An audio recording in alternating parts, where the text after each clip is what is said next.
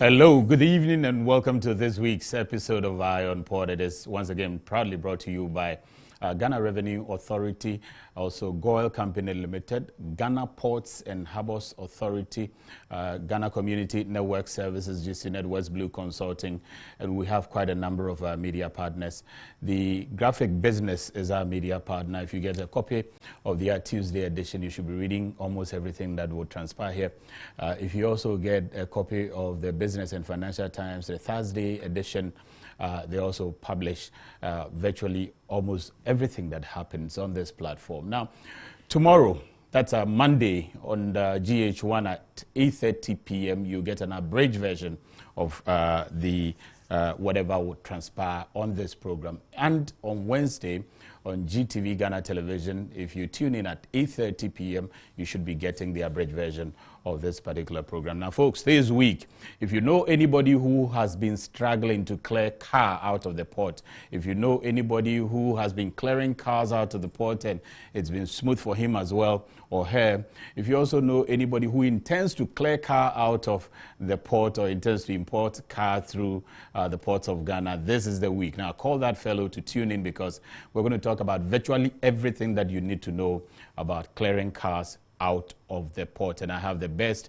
minds when it comes to that particular subject in the studio to discuss all of that. In the meantime, quite a number of issues happening around the port industry now. This week, the port security, as well as the Ghana Police, the Ghana Navy, the Ghana Army, and all of that undertook some serious exercise, swooping around the Tema Newtown and around the port enclave, trying to get rid of anyone who doesn't have legitimate business doing around there. Take a listen.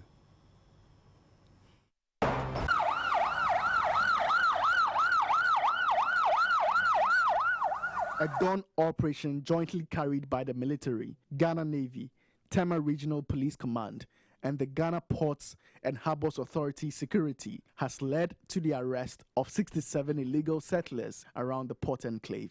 The operation formed part of a nationwide exercise to ensure total security in the country. The illegal settlers, who are gradually growing at an alarming rate, are believed to be engaged in trading in illicit drugs and other criminal acts around the port enclave. The settlers do not only engage in socially deviant behaviors, but are also degrading the beauty of the port surroundings by constructing haphazard structures and indiscriminate littering of the environment. The 67 individuals who were arrested from the raid were handed over to the Marine Police Unit for further investigations and prosecution. The Tema Port Security Manager, Colonel Joseph Malik Punamani, revealed that this raid is a nationwide agenda by the state security organizations to reduce crime and illegalities in the country.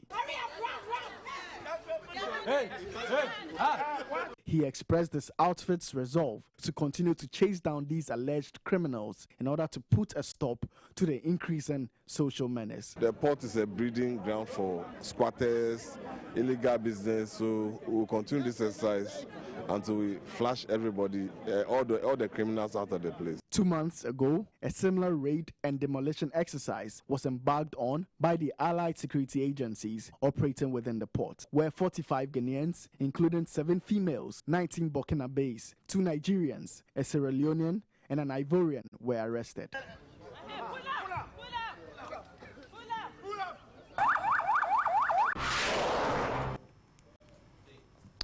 Now, the Tema Community 3 roundabout, those of you who have been using the Tema Community 3 roundabout, that's where the extended part of the Tema port is located right now. Now, that's the Terminal 3, we call it.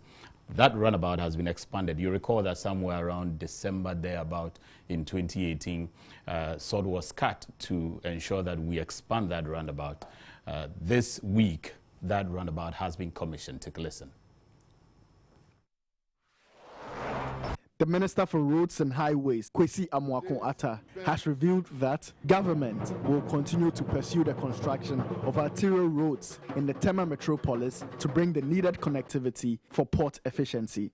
The minister said this when he commissioned the Community 3 Roundabout Reconstruction Project, which was built by Meridian Port Services in order to ease the flow of traffic to and from the Port of Tema in particular, and Accra and Tema as a whole. Today's event represents the first phase of the Tema Arterials project and is in line with the government's vision of improving the road network in the Tema metropolis. The roundabout, built by China Harbour Engineering Company, is an equivalent of a 7-kilometer single narrow road and comprises of 45,000 cubic meters of earthworks. The surface concrete pavement is equivalent to 30,000 square meters, whereas the drainage is 2 kilometers. According to the Chief Executive Officer of Meridian Port Services, Mohammed Samara, the road project, which officially began in January 2019, was not only constructed to ease traffic flow into the new Terminal 3, but a necessity for the Tema populace who frequently commute that route. This was really necessitated to be completed on time to synchronize it with the port, but actually it was a needed project to the community more than the port itself. He revealed that the Meridian Port Services, in partnership with the government of Ghana, is keen on developing an expressway inside the port of Tema. DUR, we are actually keen about developing the expressway inside Tema Port. We are keen about it. We need to move it into another dimension. The director of Tema Port, Sandra Opoku, indicated that the road project, among others, that the Ghana Ports and Harbours Authority and its partners are constructing in Tema and Takoradi, are part of GPHA's vision to create access routes to and from the ports of Ghana. I would like to also share with you that GPHA has always, as part of its agenda, to facilitate trade through its managerial strategy of ensuring availability of access routes to and from the port environs. This informed our decision to construct the double-lane major road from the Tema main harbour all the way to the motorway roundabout. We've also expanded some and refurbished some arterial road networks within the port of Tema. The Deputy Minister of Transport and Member of Parliament for Tema East, Daniel Titus Glover, called for other private sector organizations to collaborate with government in constructing the needed road infrastructure to improve upon lives in the society. We want to encourage other private sectors to follow the suit of MPS to see how best we can all together transform our country. The vision of the president is that we should open up. Felix Ni Ananla, Tema Metropolitan Chief Executive, appealed to the Transport Ministry to impose a levy for all haulage vehicles that operate in and around the Tema Port City in order to enable the Tema Metropolitan Assembly maintain such road infrastructures. I would like you to direct GPHA and MPS to impose a levy on all haulage trucks that operate in and around the port city.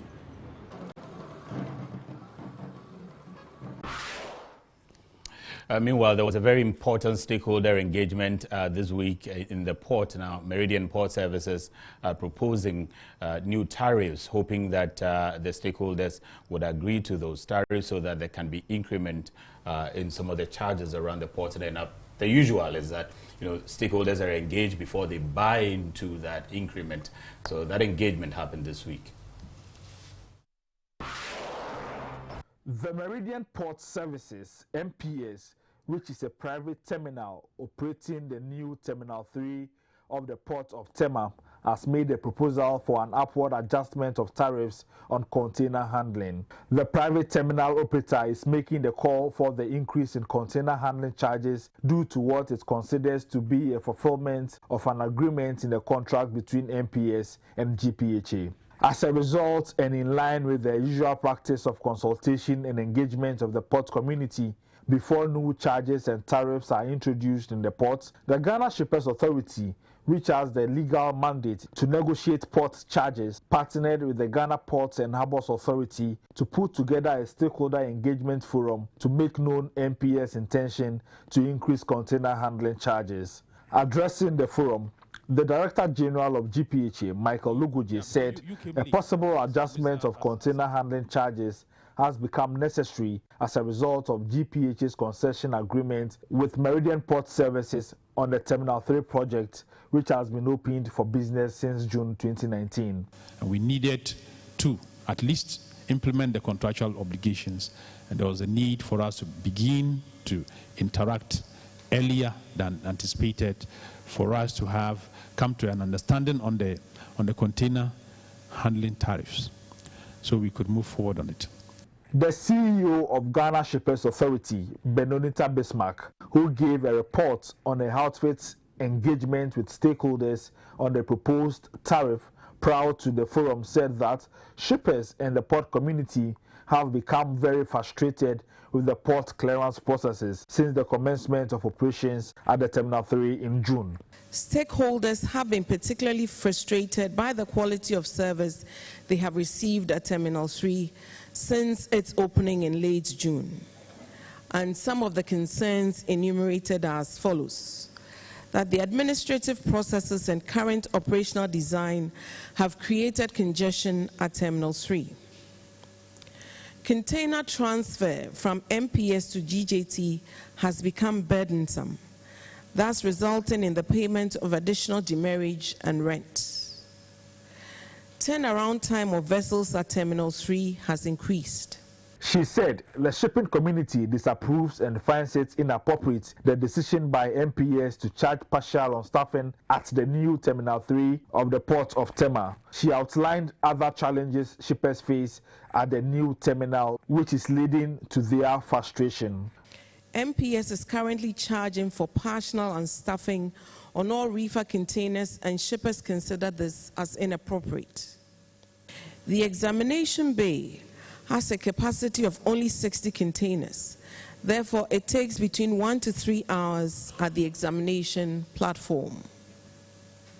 And the last thing is that it takes more than 5 days to move transit containers to the transit terminal. The Shippers Authority boss concluded that Ghanaian shippers were of the opinion that the emergence of the new Terminal 3 was to reduce cost and bring efficiency. Therefore, anything on the contrary will not meet their expectations. The proposed increases have the tendency to have conflicting impact on government policy of bringing down the cost of doing business. The CEO of Meridian Port Services, Mohamed Samara, admitted that there have been some challenges at the Terminal 3 operations and assured that they will be rectified. The anchorage time, there was a week where we had to move some equipment, our heavy equipment, our RTGs and some cranes from Terminal 2 to Terminal 3. Few ships were affected, specifically the ones who come on first come, first serve, which represent the lower number of the vessel or the services that call at MPS. He said an increment in the tariffs will not necessarily increase the cost of doing business in the port. The GPHA tariff in totality, stevedoring as well as shore handling, represent about 2% of the cost of doing business. So if you increase that by 10%, 20%, 30%, you're still increasing 2% of the cost of doing business, you know. Not really impacted by this tariff. Meanwhile, the stakeholders in the port community vehemently opposed the proposed increment in the port charges as a result of what they describe as unbearable challenges that have characterized the operations at the new Terminal 3. Coming to discuss tariff increases today or increment today, you should rather open up your heart to receive the issue that they are raising here now. Because if we expand our ports and Ghanaians boxes are sitting there and are delaying and they end up paying demurrage, I don't think I'll go out there to saying that we now have the biggest port. It will be unfair to the end users if we are told within just a period of about 3, 4 months, 6 months that we need to increase. Whereas your period is about 35 years. I don't know what was considered in the contracts by which to say that immediately the contract gets started, the charges should also come in. It is highly premature.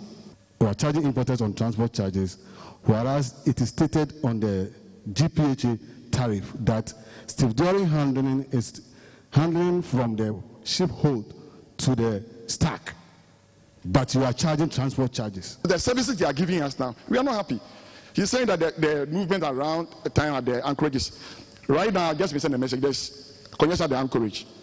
And the shipping lines are advising their vessels not to call at Tema first, Recently, my cargo was dumped at Benin because there was congestion at Anchorage. So we have to cut it back. The CEO of MPS, however, mounted some defense for the increment, including the fact that the tariffs should be in dollars, since other agencies like customs peg their duties in dollars and collect the CD equivalent. There is other agencies that all charge in US dollars, whether it's the Maritime Authority, whether SAWAG, whether some clearing agents, some transporters, they all express their quotations in dollar and then they charge in CDs. So we believe that since it is the common practice, why not just implement the same practice, on the GPHA tariff? But the president of the Ghana Institute of Freight Forwarders, Kwabena Ofosu-Appiah, charged the MPS boss to strive to ensure that services at the new terminal matches with the world-class status bestowed the Terminal 3. What will be the positive story about that beautiful edifice? Did we just build it for it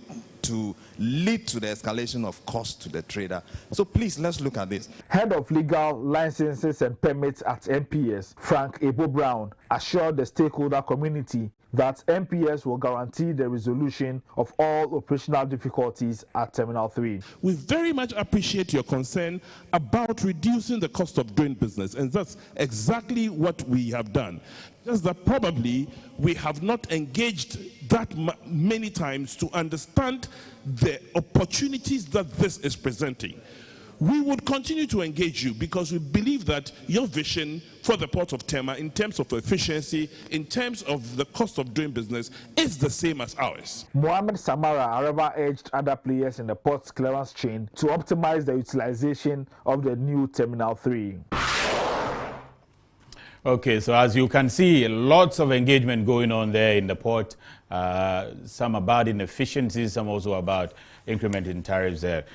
We are also going to hear from a very disturbing story. This week, we realized that some people, unscrupulous individuals, are actually forging documents and sort of claiming to be agents who are employing people on behalf of agencies within the port. Very, very bizarre story. Take a listen.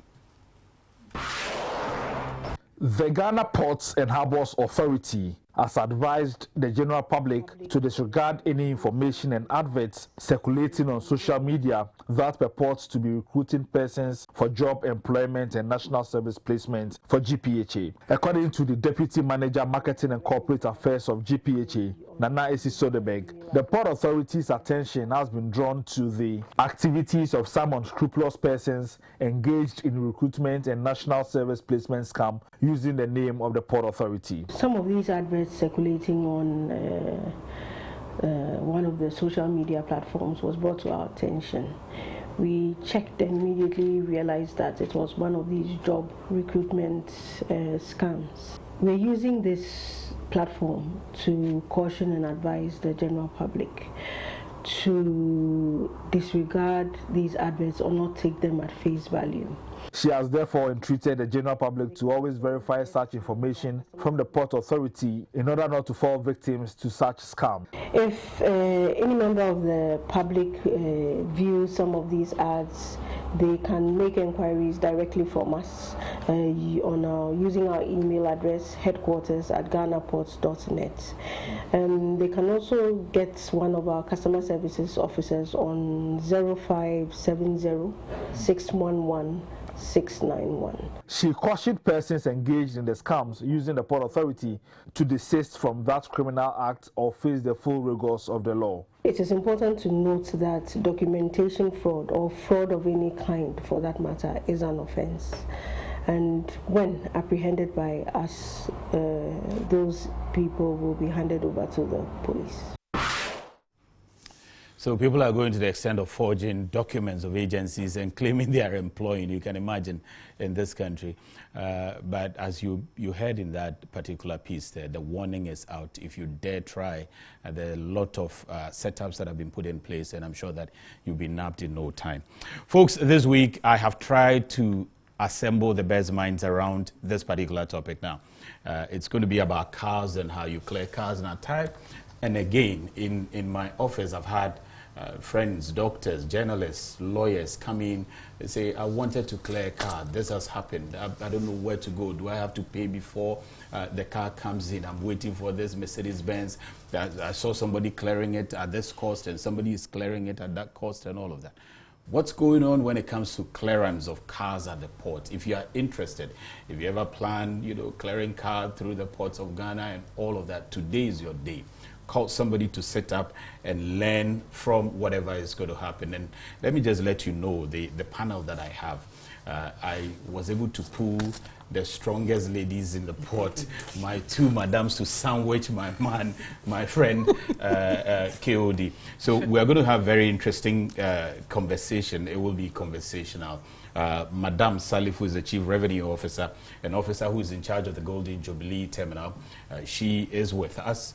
And also Madame Esther Jebidonko, who is the General Manager in charge of Marketing and Corporate Affairs at the Ghana Port and Harbours Authority, is also with us. And then my own man, Kweku Ocheredako, KOD. I will introduce him special when we come back from the break, because he's got a lot on the sleeves. And the topic is the clearance of cars in the port, the difficulties, the smoothness, the easiness, and all of that right after the break. Stay with us. Here's innovation from GOIL that takes you further. New GOIL Super Synthetic 5W20 and 5W30 lubes have been expertly crafted with the latest in liquid engineering technology, highly advanced for modern engines, prolongs oil change intervals, save you fuel, clean, protect, and enhance engine performance. The way engines work has become complex, and GOIL has innovated to stay ahead. Expertly crafted lubricants that work excellently with all petrol and diesel engines of today. New GOIL Super Synthetic 5W20 and 5W30 lubes. Innovation that takes you further. GOIL. Good energy.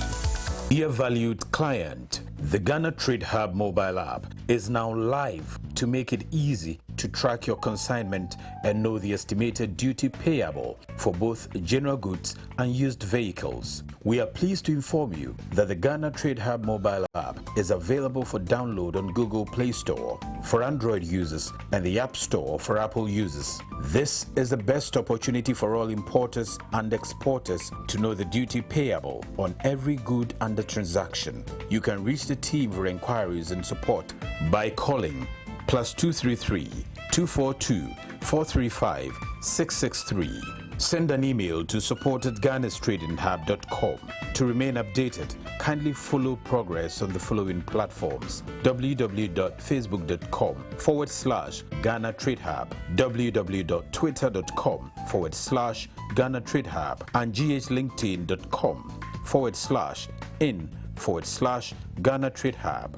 Importers and exporters can download the official Ghana Single Window mobile app, which allows you to track your consignment conveniently and also allows you to obtain your estimated duty for general goods and used vehicles. Please spread the message to everyone importing or exporting. The Ghana Trading Hub mobile app is now live. Download and never be cheated. This is powered by the Smart Ports Project under the auspices of the Government of Ghana and the Ghana Revenue Authority. Smart Port, improving Ghana's ease of doing business.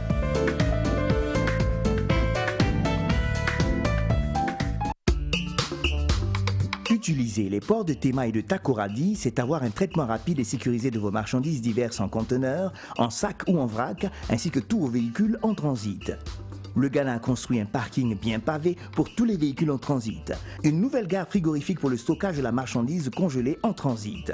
Avec un nouveau centre de traitement de données construit et la mise en œuvre efficace d'un guichet unique national qui permet aux données d'être accessibles par tous les intervenants, le traitement des dossiers dans les ports du Ghana est maintenant efficace et plus efficient. Utiliser les ports du Ghana, c'est profiter des systèmes de portes électroniques et d'exploitation des terminaux, ainsi que de la réservation des navires en ligne, entraînant ainsi un parc de camions fiable pour un acheminement de vos marchandises dans les brefs délais avec un suivi satellitaire jusqu'à nos frontières. Les femmes, à vous les honneurs. Les ports de Tema et de Takoradi célèbrent la femme. Que les bienfaits de cette célébration apportent plus de bénédictions. GPHA does not auction, Ghana Ports and Harbours Authority wishes to inform the general public that the authority does not buy and sell on internet platforms and does not auction cars and other items in and around the port. Beware of fraudsters who claim to auction cars and other items in the ports and defraud people in the process. For further information, contact tema@ghanaports.net or call +233 303 202 758. Beware of fraudsters. Okay, welcome back from the break. So that alert or fraud alert there should initiate our discussions this evening. And this evening we're going to talk about cars and the clearance of cars. And like I said earlier before we went on break, my guest this evening, Manda Salifu, Madam, is the Chief Revenue Officer who is also the officer in charge of the Golden Jubilee Terminal. And that's the Divaning Terminal we have in the port. Madam, pleasure to have you. Thank you. How is everybody? How is Queen? Queen is doing She's good. doing well, right? Yes. And please. John and all the rest. John, Today I have my family in the house. So I also have my own Madam One in the house. Madam Esther J.B. Donko is the General Manager in charge of Marketing and Corporate Affairs, Ghana Ports and Harbours Authority. I'm sure that you've been hearing her name a lot on this platform. The Executive Producer also of Iron Paul. Madam, pleasure to have you. Pleasure to be here. And I'm Thank happy you. that you have sandwiched KOD. He's a strong man, you survived. Kwaku Ochredako is the National Technical and Ethics Committee, a member of the Ghana Institute of Freight Forwarders. He's almost everywhere, environmental, everything when it comes to, and one of the best minds when it comes to clearing goods at the port, and particularly cars. So, ladies and gentlemen, I am going to start with your respective institutions and your role when it comes to clearing cars out of the port. So maybe, Madam, Ghana Ports and Harbours Authority, as a landlord, I'll start with you. What's the Port Authority's role when it comes to clearing cars out of the port? Thank you very much, Sammy, and good evening to our viewers. Yes, Ghana Ports and Harbours Authority provides terminals, receive the vehicles that come into the country, and store them until the owners are ready to take delivery of them. Then we make it available for them to clear them. Let me, at this point, bring home the number of terminals that we have available for clearing these vehicles. Okay. Ghana Ports and Harbours Authority is mandated to engage or license private operators to also perform some of the activities in the ports. So we have licensed a private operator known as SafeBond Car Terminal, and they handle mainly the vehicles that came on the Ro-Ro vessel, where the vehicles are put on the vessel itself. It's not placed in containers. They come on the vessels, and then we roll them off and transfer them to this SafeBond Car Terminal. And then also we have the Port Authority's Golden Jubilee Terminal, where we normally deal with containerized vehicles. Let me say at this point that part of the containerized vehicles are also transferred to SafeBond Car Terminal for delivery, and the ones that are delivered directly on the day that the container is opened is what is delivered at Golden Jubilee Terminal. With the commencement of our new terminal, Terminal 3, some of the vehicles are also being delivered from there, especially if it's on door-to-door basis. If it's going in the containers, it's being delivered there. So basically, the Port Authority plus its private operators make available terminals. We receive the vehicles, we store them, and then we work with other agencies in the chain to deliver them to the owners when they are ready. Okay, so in this case, the Ro-Ro, the vehicles that come with the Ro-Ro go to the SafeBond. The SafeBond terminal. And then those that are containerized come to GJT. Yes. Okay, but in some cases, some of the containerized ones also go to have to be transferred to SafeBond. Those Okay. ones that will not be delivered the same day, Okay. we have to transfer them to SafeBond terminal to be delivered later. But the ones that we deliver on the opening of the container that same day is delivered by Golden Jubilee Terminal. Okay, so if anybody ever imported car and the car came by Ro-Ro, that's the kind of importation that sits on the vessels. The car comes raw and sits on the vessel, and then you drive it out. That one doesn't come to GJT at all? No, it doesn't come all to straight to Safe Bond. All goes to Safe Bond car terminal. Okay. Kody, maybe you, the freight forwarders, or before you actually, customs, because I know that quite a number of the clearance processes when it comes to the car also falls on your table. So if you can take us through your rule, customs rule, when it comes to clearing cars. Thank you very much, and good evening to Cherry's viewers and to the hard-working GRE staff, the entire staff of the GRE. Yes, our responsibility as far as collection of revenues is concerned at the port, we are supposed to ensure that revenues are collected and accounted for to government. Okay. And therefore, we are there to collect and also to protect revenue and society, because we have other duties that's given to us to protect society from the importation of harmful goods and other things. So we are there to collect revenue, to account for the revenue, and also to protect society. Okay. So in terms of prohibited goods. Okay. Do you also protect the vehicles themselves in any way? And do you have any responsibility of protecting the vehicles? Okay, that's right. When it comes to vehicles, it's very different from consumables and the other goods. Vehicles come and, like Madam JB said, it's in their custody. The Port Authority's custody. Exactly, until duties are paid and then they are delivered to. But we also have an interest to protect revenue, and therefore we keep an eye on the vehicles till revenues are collected. Okay. At what point do you take custody of the entire vehicle? Because are you saying that until the owner comes for it, is the Port Authority that has responsibility? Yes, please. Okay. But we also have oversight responsibility because we have interest in the revenues. Okay. So we also protect. That's why we have the preventive wings at all the gates, and they ensure that before even a vehicle leaves, they have paid the requisite duties. Okay. Before the vehicle leaves, they have paid the requisite duties. But whether, do you care about the parts of the vehicle? Are you in charge of, do you have to protect the vehicle in any way? Protection is given by the port authorities, who are the landlords, and they take the goods. All we are interested in is your revenue. Your money. And then after, is there a period, after a certain period, that you now take full responsibility of the vehicle? Yes, there is. When is this?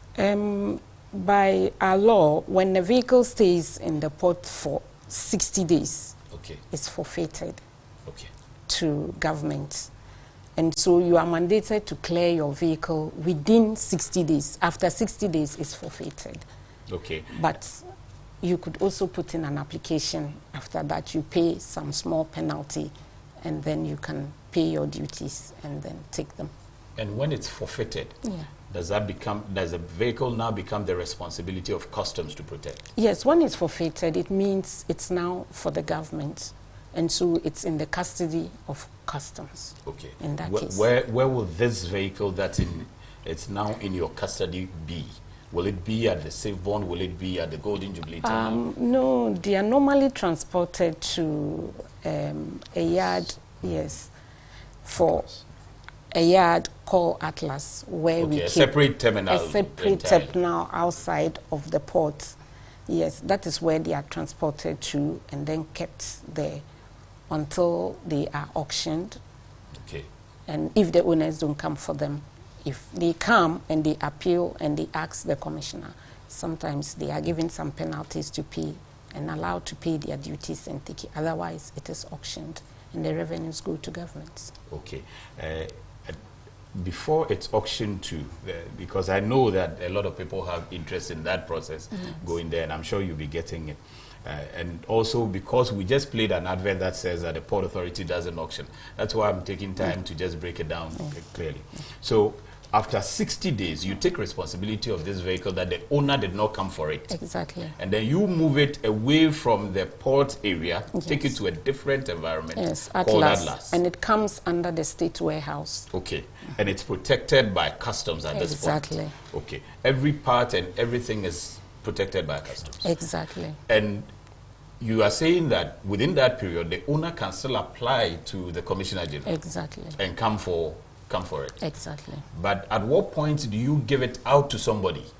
Yes, in the form of allocation that we have heard of? Yes, when you don't come at all, we normally would gazette all these cars and then auction them. So when you don't come, when it is gazetted and auctioned, then you don't have a chance because you were given the opportunity. 60 good days, because it's to avoid congestion in the port. That is why we give 60 days. You can't import your car and abandon it. Just leave it there like that. Exactly. Okay. So even the 60 days, I think it's so much time for somebody to clear to come for it. Exactly. But before you are giving or you give it out, do you inform the owner?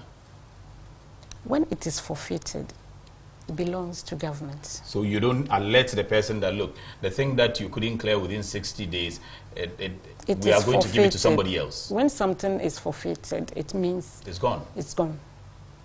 Okay. Keodi, my brother, you are sort of the mediator between the agencies and those who are importing their goods. Help us open it up, explain further for us your role. Ajaman, let me say good evening to our listeners watching us this evening. Yeah, the role of a freight forwarder or a clearing agent in car clearance is that what does a freight forwarder needs from an importer? Or for instance, if you're an importer and you want to, or you have imported a car into this country, what information do I need from you first? Let me start from that point. First of all, by law, every importer must have a TIN number. That is by law, by the laws of Ghana. So when you call me, the KOD, I have imported this car, I want to, clear it. These are the questions I'm going to ask you. Do you have a TIN number? Are you a registered, member? Do you have a TIN number? If you said yes, then I will proceed further and ask you about your bill of lading, your title. Some cars come with titles because the titles sometimes actually contain the details information of the car. The bill of lading sometimes may have only the chassis number, on it. But with the title, I'm coming. With the title, you have all other information like the engine capacity of the car, the age of the car, the type of the car, whether it's a van, whether it's a saloon, whether it's a trailer or anything, on it. And then when I have this information, then I will submit this information. I'll create what we call a UCR, that is unique customer reference number. And then this will aid me to apply for a CCVR, on the pass. Sorry, let me just interject. The reason I asked you, so that people know why you are asking all of these. Sure. At this point, who are you? What role are you playing for the importer? I just want people to know your role there first, and then you tell us what you require of them. If you ask me this, I would say I'm more or less like a lawyer to a client. For the importer? Sure. Okay. Because when it comes to the port? When it comes to the port, or even in general, issues, that is the role we play. When if you import, I need to ask you these questions, because without this information, we can't move further. So the first point... And that's because you are going to clear the goods I'm going to do the behalf. job. Yes, I'm going to do everything. I am going to do everything on your behalf. So these are the information that I did from you. And the first information that I need, it's your TIN number. If you have a registered TIN number, then that is the first step has been done with. And then we proceed to ask you over a trade document. And by trade document, I mean the bill of lading or the title. And then every car comes with a BL. So once I get a BL with your title, then I am good to go. Then I'm ready to create the UCR, and then go further to get the UVR, and the CCVR is generated. It is only when the CCVR is generated that I will get to know how much you are going to pay. And that is done by, customs. Sure. So after the CCVR has been generated, then now it will now be populated back to me at my front end in my office. And then I will use that CCVR to process a declaration. That declaration will be sent automatically or electronically on the GCMS or GCNet platform. And then there will be a system automatic acceptance. So when you send the declaration and the system accepted, it means that whatever data you have entered or inputted is correct. So it will be sent back to you. And then you proceed to bank. You make the necessary duties and payment and taxes and all that. And then immediately it is paid. That same information is also populated or is sent back, is triggered back to compliance. So whoever, and the system selects compliance officers, electronically. Once the duty is paid, it can pick, the declaration can pick Madam Manda as a compliance officer. And when she opens the system, she will see that a duty has been paid on this declaration. Okay. It is now her duty to cross-check whether information provided in the system, duties, taxes, IRS, all those things have, which were given to you on the CCVR, have been duly entered as such. Okay. And when that is done, you are given an okay, or your declaration is accepted, it's being pushed to examination. Okay. For somebody to also physically to go and have a look at the car and also confirm that you actually declared a saloon car, a van, a bus with the age, the engine capacity, everything conforms to what you have declared. That is what we call it a declaration. Okay. Yes. At this point, so you virtually do all these technical things on behalf of the importer. Our role is an end-to-end service. Okay. Sure. Do you then inform the importer in the course of undertaking all these activities on their behalf? At what point do you let them know what you have done? This is what I've done. I've moved this step to this place and I've done so and so. Do you do all of that? Well, once you have the documents with you, I mean, with the importer, when you have the documents for the importer with you, it takes less than 2-3 hours to get a CCVR of a car. Okay. So let's say an importer gives you his documents by 9 a.m. Let's say by 12, you should have your CCVR. And when the CCVR is generated, automatically you know how much the importer is going to pay. Okay. So what you do is that you can do a non-validated declaration and send to that importer via WhatsApp or email. And then he will see the amount that he's supposed to pay. If he wants to pay the duty by himself or herself, he will ask you to send and get the validated one. Okay. And then he can proceed to bank and then pay it. Yes, when he's paid, it is triggered. The information is everywhere. I mean, even the president can even see it. So when he's paid, he can even keep the receipt without even giving it back to you. Because the compliance officer, by just, pressing just a button of the declaration number, all the information, the stages that these documents have, gone through, is there for him. If it's paid, it will be seen there as paid. And then he'll go ahead and then work on it. Okay, so once you have a declaration number, the importer themselves, or the importers themselves, can access all the details wherever you are in the transaction chain. Yeah. I see. Sure. And do you give the declaration number to the importers at this point? Yes, I do. I mean, in fact, not just you. I mean, your outfit. I do, what is done? I do, but I don't know what other individuals, whether they would also do the same. I mean, but importers are sometimes it depends on the relationship you have with the importer. Other importers will not have the luxury of time to go to bank and pay the money. So they will say, okay, give me your account details, your company account, and then they will transfer the money into it. And then you would then, proceed to do the payment on their behalf, proceed to the shipping line, get the local charges paid, get released, and then proceed to the terminal, examine the car, pay the terminal handling charges, get your number, trade plate, and all that, having, marker confirming whatever you declared as correct. And then you clear the car. So when you are about to exit, then you alert him that I'm about to, exit the port. You are moving out of charge. You are moving out of charge. So would you want somebody to come and take the cab, for you, or you want me to get a driver to drive it to your premises? It depends on the kind of relationship that you have. Others may decide, okay, get me a driver to bring it, and then I'll pay. Others will say, wait, I'll bring my driver to come and pick the car myself. So it depends. Okay. It means that you virtually, from the time I decide that I'm clearing my goods and maybe buy my car and maybe buy the car and have a receipt for it, you become the main person who works for me. Sure. I don't even have to worry the port authority or the customs. I will do all these things on your behalf. Yes, I will have to interact with customs, interact with GAPOHA, and make sure all you need is that this is the amount you are supposed to pay as duty. This is the shipping line charges. This is my service charge. This is the handling charge. You just, deposit it in my account. Duty is paid. Or if you want to pay the duty yourself, okay, pay the duty and then send the other, charges for me to pay. I mean, some of them can be paid electronically. Some of them you have to work to the shipping line to go and get them paid yourself. So how do you submit these charges to them?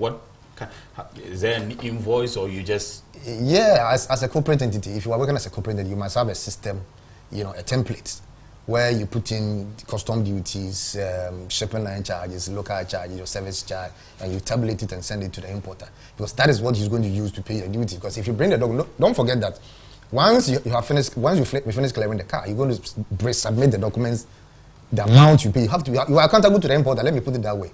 So if you took a penny from the importer, you are going to make sure that you are going to account for that penny. Okay. So for instance, if I tell you your duty is 20,000 Ghana cedis, shipping line is the service charge, blah, blah, blah. Once I have finished clearing the car, you must make sure that the 20,000 I give you, it is what is going to reflect on your payment receipt. Okay. Are you getting what I'm saying? So if it is reflected, and even if you want to just find out whether, if I even paid that 20,000 Ghana cedis, you can just text that declaration number to anybody. Okay. Without my knowledge. That my agent has even cleared my car for me. This is the amount he collected as duty. Can you confirm?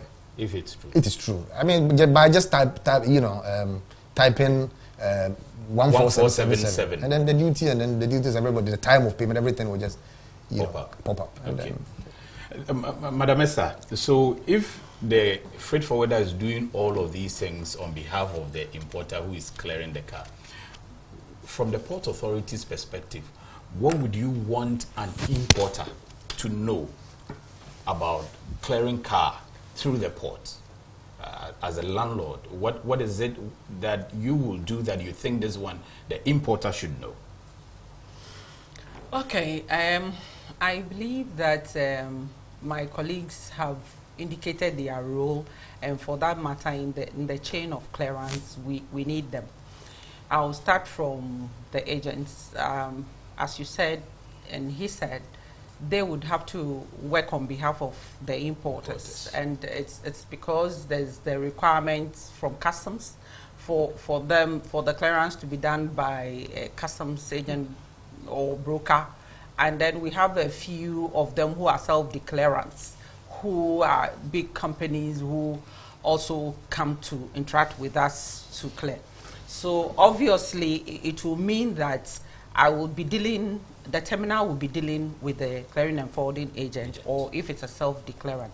And in that case, we would first of all like that agent to be a licensed clearing and forwarding agent in the port. We license them and they do yearly renewals. So we want that to be done before the agent can clear a car from our terminal or the ports, both terminals actually. And then secondly, we would like the agents or the importers rep who are the agents to ensure that the vehicle have landed in the country before they are approaching the terminal to clear. Unfortunately, we would have to see the cargo. We'll have to receive. That's why I said that the Port Authority would have to receive the cargo, store and deliver. Okay. So before they come to us, there are other processes that they are able to start before the cargo arrives in the country. But as far as the terminal is concerned, the terminal will have to receive the cargo, get it into our system before the agent can even go through our process of paying for our services for the cargo to be delivered. So that is for the agents. So they will start their other processes that KOD said, the CCVR, all those ones they are able to start it. Okay. Then I would like to advise the clearing and forwarding agent to make sure that they go through the shipping line release. We are holding custody of those cargo on behalf of the shipping lines. So we are unable to release it to the importer if they have not obtained the shipping line release. And they have the delivery order, and in the port community we refer to it as DO. You have to go to the line that brought. If Roros are normally brought in by Grimaldi, and then the containers, we have a number of shipping lines who are bringing it in. So they have to contact the line. It is released, and we all have the community network, the GCNet platform, where the vehicle will be released onto the platform. So we are able to know that it's been released. Again, we are also supposed to complement the effort of customs to take their revenue. So until we are satisfied that you have paid duty and all taxes on that vehicle, the terminal is unable to deliver to you. So we look out for the customs declaration that KOD mentioned, and the fact that they have paid their duty, and we are able to see that also on the platform before we will even position the vehicle or the container to the van to bring out the vehicle. And then finally, we need to see that customs, again, have dealt with all the processes and they has relieved the cargo or the vehicle in the system, same GCNet system, before we are able to release. And then also, we will not leave out the DVLA. In the car clearance process, the DVLA is also a critical chain.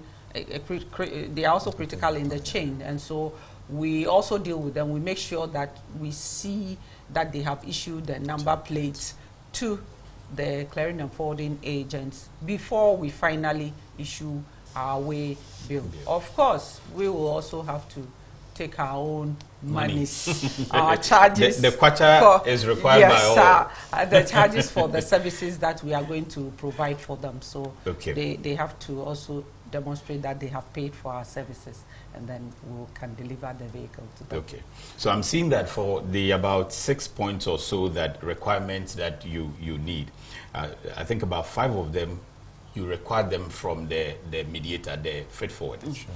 The first one, which is the major one, the ultimate, is what you ask of the importers, and that is for them to select a licensed freight forwarder. Yeah.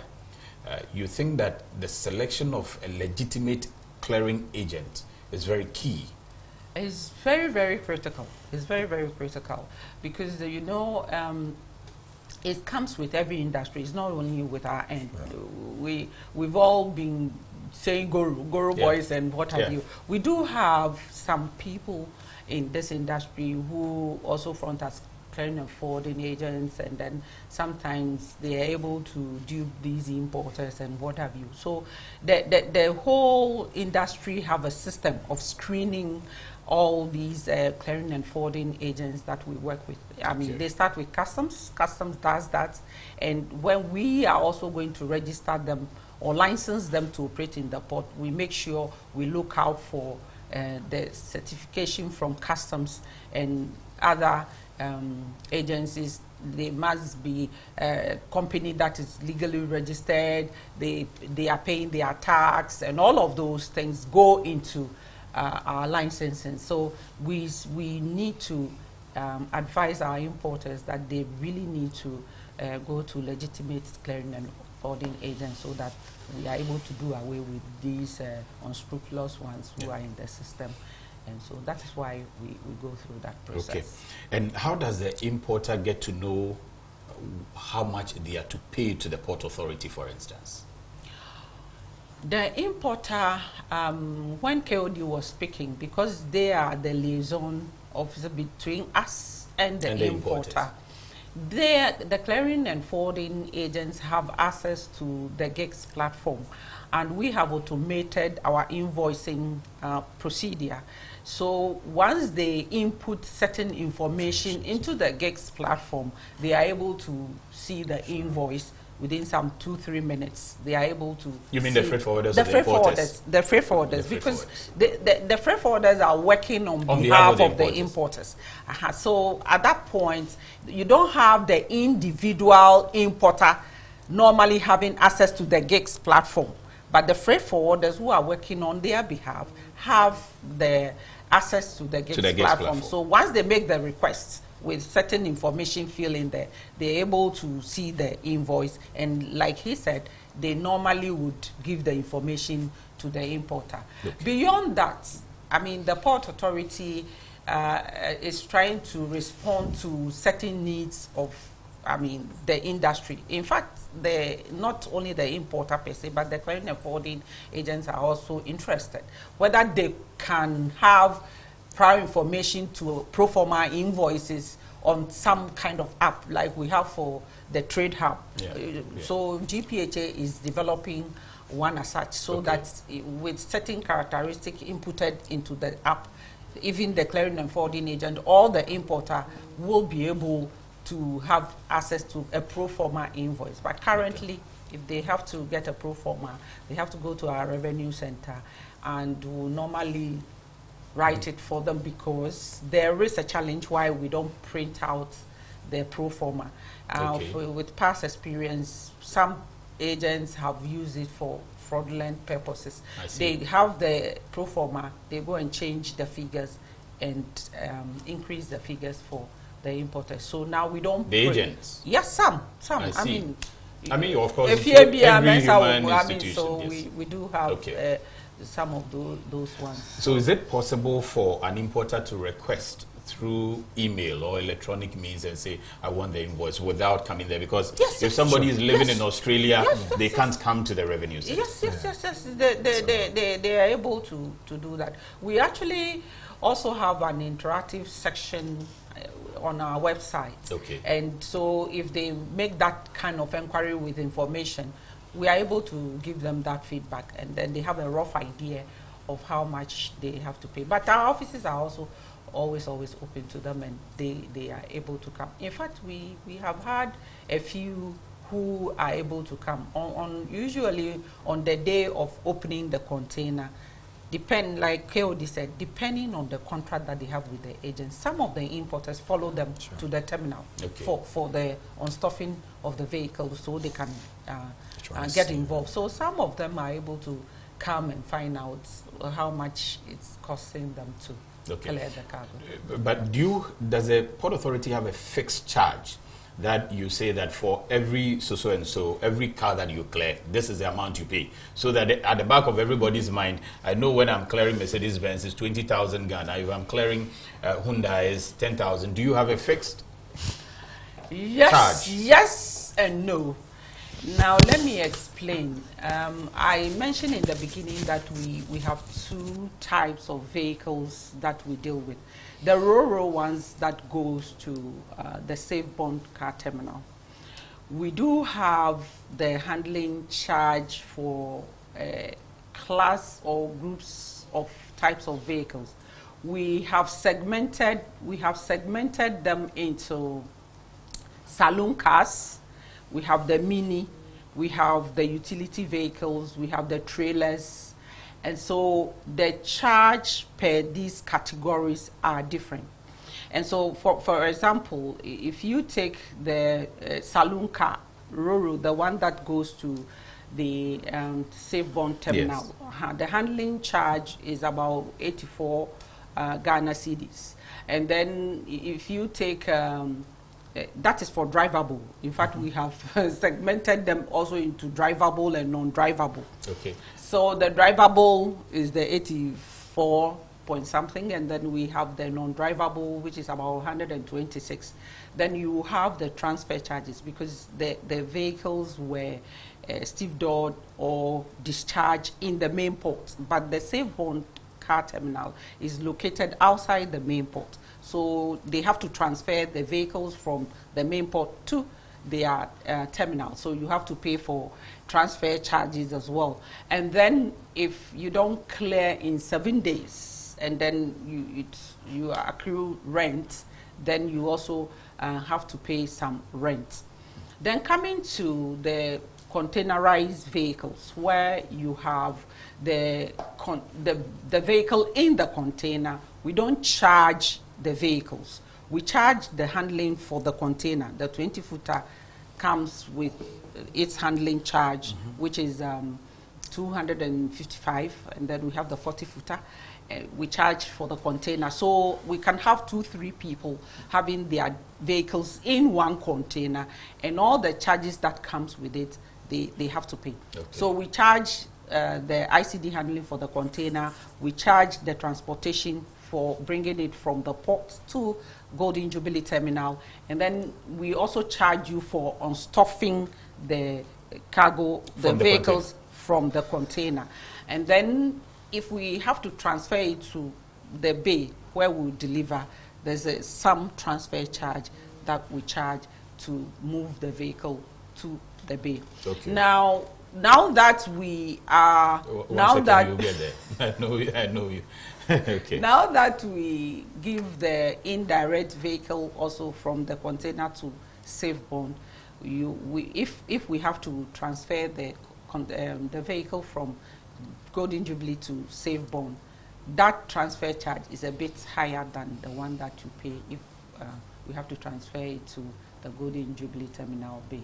Okay. So generally, this is the breakdown. The breakdown. Okay, so it appears that there are different charges, breakdown, depending, so it's on case by case. Yes. Depending on the situation you have, yes, you are charged accordingly. Yes. Is a breakdown available somewhere that people can have access to, importers can have access to, so that they don't rely on the agents to tell them that, okay, with your car, this happened. With that person's car, the other thing happened. Can the importers see how you break it down somewhere else? No, you know, it's not the full complement that they can get, okay, honestly. Because the handling charge that I mentioned is available. The transportation to the place is available. The unstuffing charge is available. Now we have other charges that come along when we open the container. For example, if the vehicle is hanged, there's a different charge for it. So we have the hang and wrap, and it's only when the container is open. So if the importer is present with the agent whilst we open the container, he will be able to see this. But if not, it is only the agent who is present for us. Sometimes we also have to fix accessories, and that is also like the ties of the ties and sometimes some other components of the vehicle. We do fix them, and we charge them separately. So with those ones, obviously the importer needs to be there. But all these are in our tariff, published tariff. You can have access to the tariff. Okay. But the fact that your particular vehicle will have to pay for hang and ramp and those other ones, that when we open the container, before we see those services being offered, the importer may not be able to see if you are not there. But even that, the hang and wrap, let's just get the explanation. The hang and wrap means when you bring a car and you hang it in the container, you hang it up instead of letting it sit in the container. Yeah. So that one, somebody pulls it down. Yes, before it's hanged with chains and other things, and handling that safely and making sure that you don't cause damage to that kind of vehicle. And even the safety of the person who is bringing it down. And the safety of the people who are handling it is always a challenge. Okay. And sometimes we need special equipments to deal with it and bring them down. So that is it. So you pay more than somebody who has just put the vehicle on the bottom of the container. Okay. So in your tariff, you have specified that if you hanged your car, this is what you will pay for. Yes, yes. And the importer will know that I hanged my car. So then they can go and compare and say that, okay, once I hang my car, it means that they will charge me this. Is that what it is? No, unfortunately, some importers may not know that the car was hanged. Exactly, because at the port of loading, you are not there. They may not be there. Okay. It's the shipper who is doing all this on their behalf. They pay for it, and then the shipper is the one who is putting these vehicles in the container. Okay. So the importer may not know. As far as the importer is concerned, he's been charged by a shipper to bring the vehicle to Tema Port. Okay. So he may not know that it was hanged. So that is the challenge. That is why they only can confirm this if they are present during the opening. If not, the agent is their trusted agent who they've been dealing with, that's who why is they have supposed to be there at the point of opening for a number of other reasons, even than the hang and ramp. Okay. Madam Salifu, I'm going to place the rest on you. Okay. And for instance, what process do you think that it would be important for the importer, aside whatever you do with the agent, you think that the importer should know as soon as they decide that they are clearing a car? Yes. Importers are, the agents are actually supposed to be in between customs, and they are mandated so by our law to be between customs and then the importers. The importers, yes. But the importer should also be aware of the nature of our tariffs. Okay. To guide them in their importation of vehicles, because it's a very complex and very technical method of assessing vehicle duties. You look at the age of the vehicle, you look at the cubic capacity of the engine, you look at the make of the vehicle, the model, because you can have one type of a vehicle, let's say a Toyota Corolla, and then for 2019, and then you have about 8 different types of the 2019 model of Toyota, so they don't all come the same. So the importer is supposed to know that when you bring in an overaged vehicle, you have penalties to pay. It's very, very important. You are supposed to also know that you have a series of duties to pay. It's not just customs that charges you at the port. Like they earlier on said, Ghana Ports and Harbors charges you, shippers will charge, clearing agents will charge, and then custom duties. There are even other charges too, like shippers council charges, DVLA, IRS, ECOWAS levy, GET fund. All these build up to make up the taxes that. So sometimes they go on our website and then they use the duty calculator to check their duties. And then when they come and then the duties are different at the point of clearance, they tell us, they complain to us, yeah, we checked on your website and this is what we are supposed to pay. But we are paying more. So it's a very complex procedure. And you need the professionals to do that for you, to handle it on your behalf, because the clearing agents will know better and they can explain better. And when you come forward to us, our PR department is also available to explain these issues to you. So sometimes this vehicle comes with special features. They come with special features, and that makes the difference. So you, like you earlier on said, I brought my Mercedes, this person brought same type, and then he's paying differently from me. It is probably because they are different. Because yours may have leather seats. So even that one attracts separate... Exactly. It's extra cost. The specs, the special features would give you extra cost. Yours may be alloyed rims, his may not be. I see. Yes. So there are so many things that make up a vehicle. And there are so many technicalities, like I said earlier. So you need to know what type of vehicle you have to buy, because if the capacity is big, it will attract more taxes. So that if your capacity is more than 3 liters, you should be sure of paying 20% import duty in addition to VAT and other charges.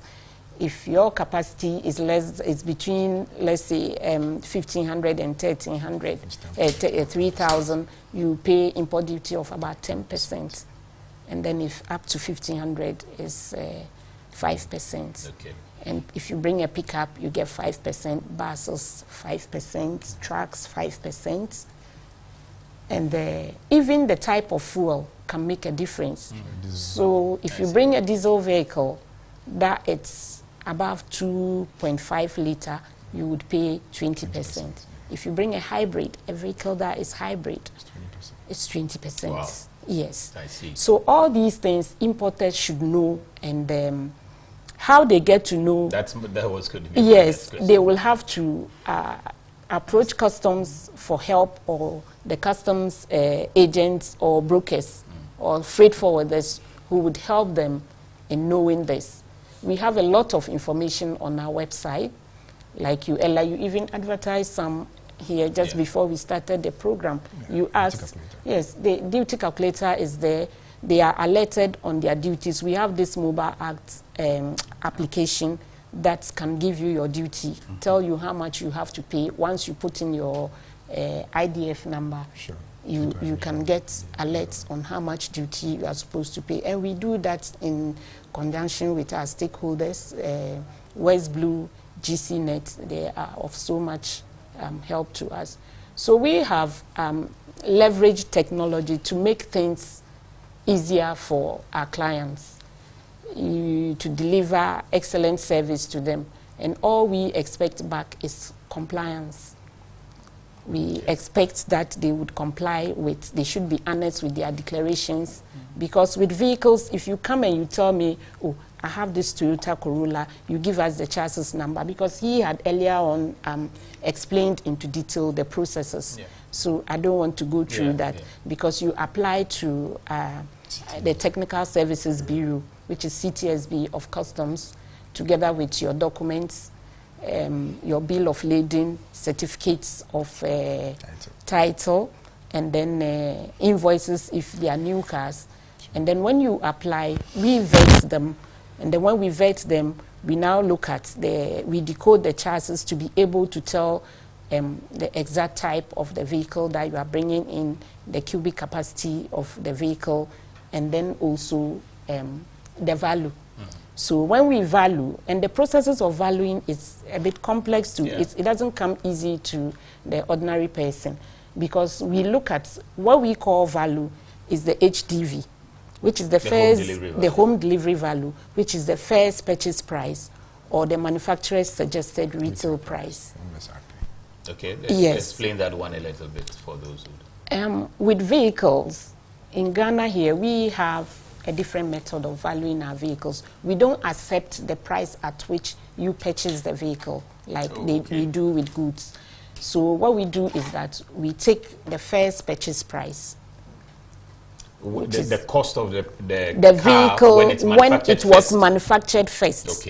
Or the manufacturer's suggested retail price, which is the first purchase price. We take that one, and then we depreciate according to the age of the car.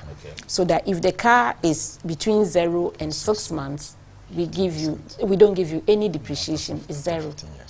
So that if it is above 6 months, and then within 6 months plus to 1.5 years, we give you 15% depreciation, which means we are going to use 85% of the value as FOB.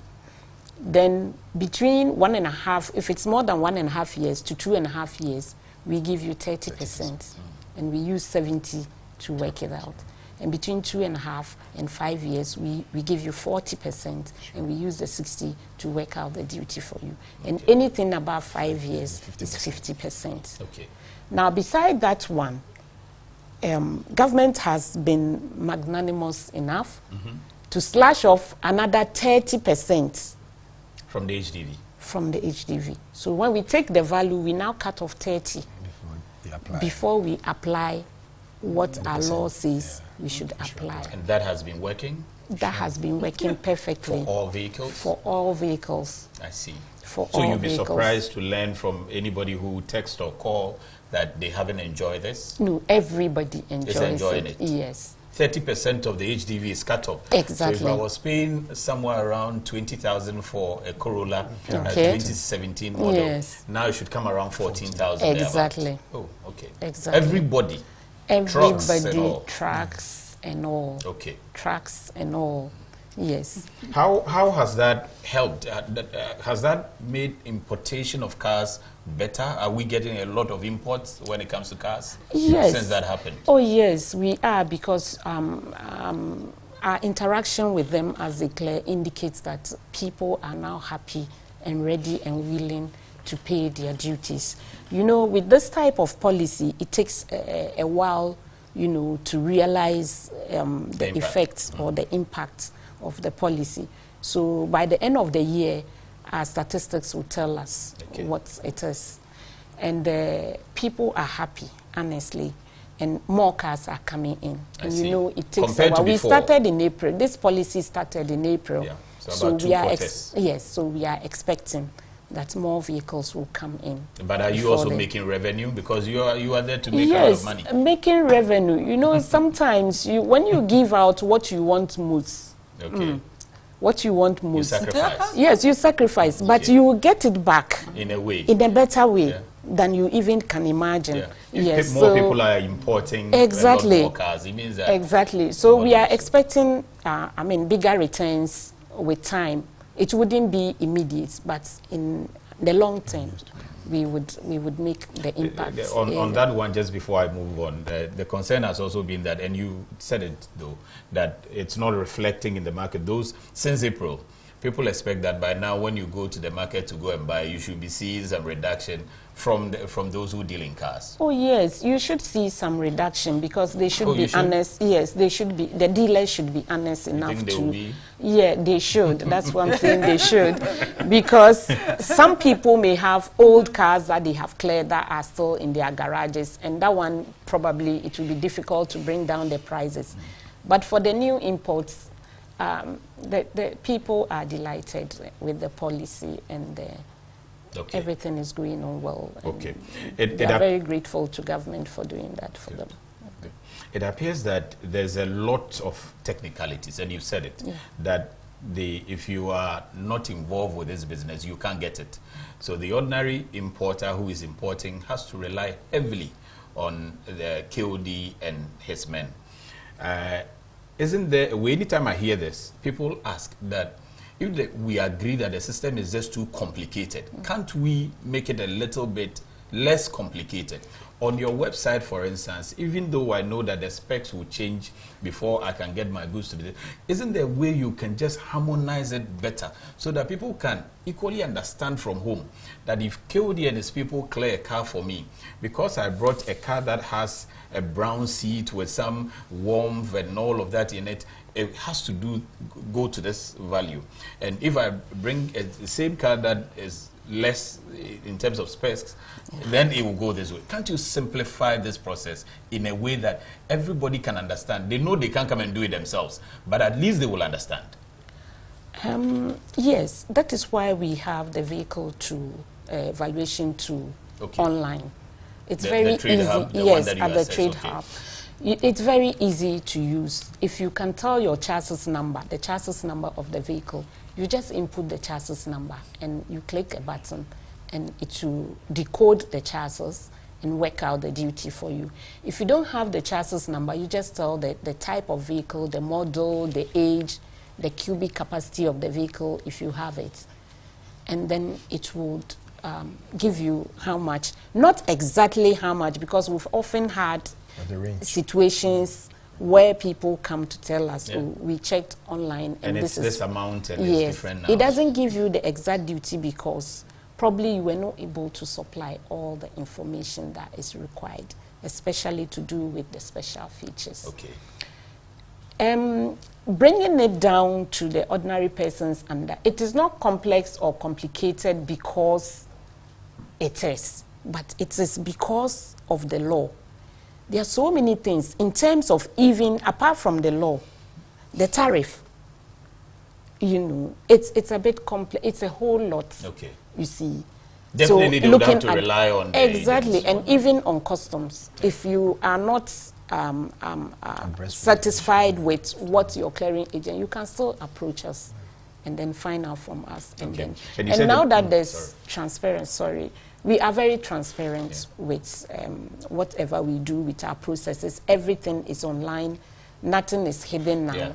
And therefore, even as your duties are being calculated, you can also check just to be satisfied that you are paying the right thing to government. Government will not cheat you.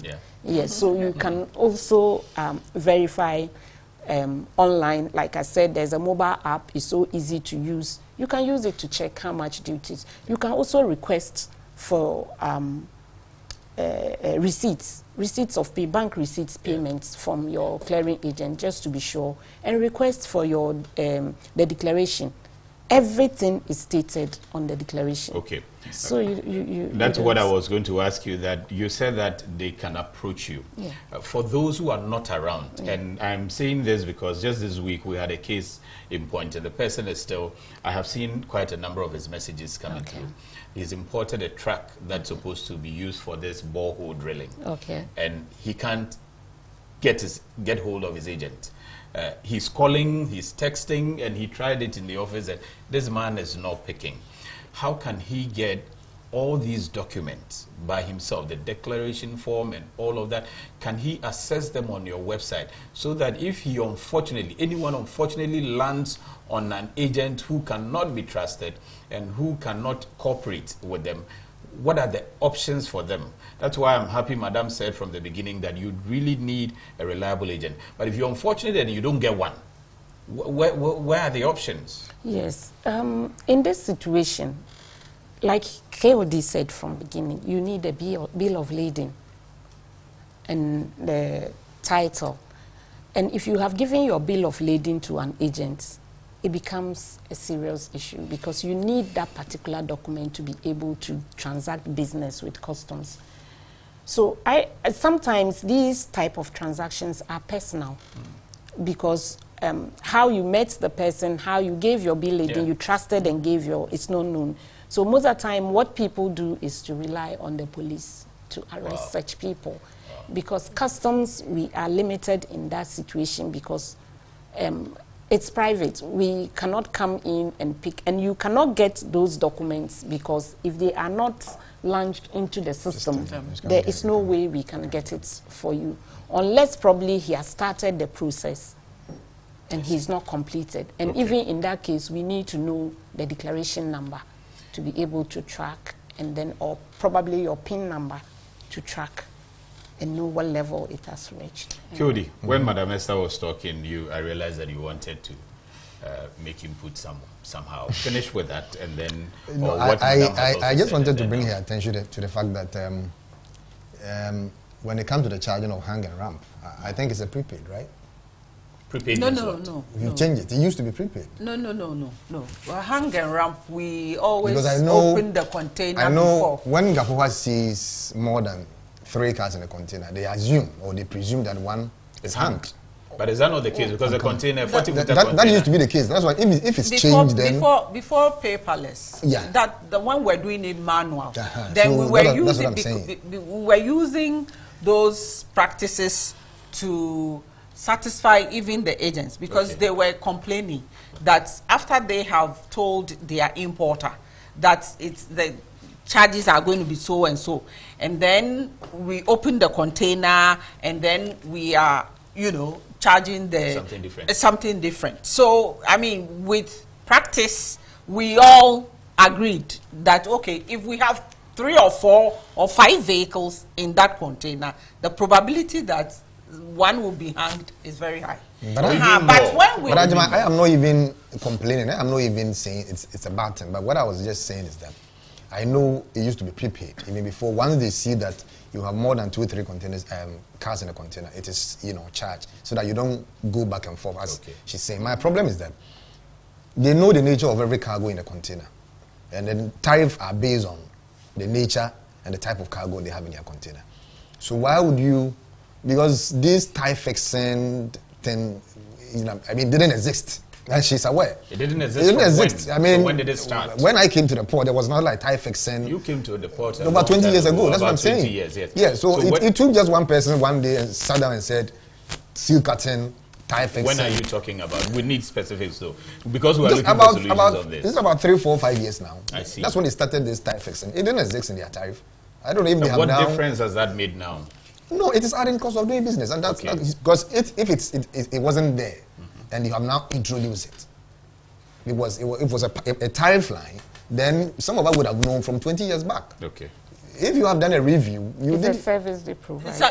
Sami, I wanted to respond. No, that is why unstuffing charges for cars is different from normal general unstuffing. Unstuffing for general cargos.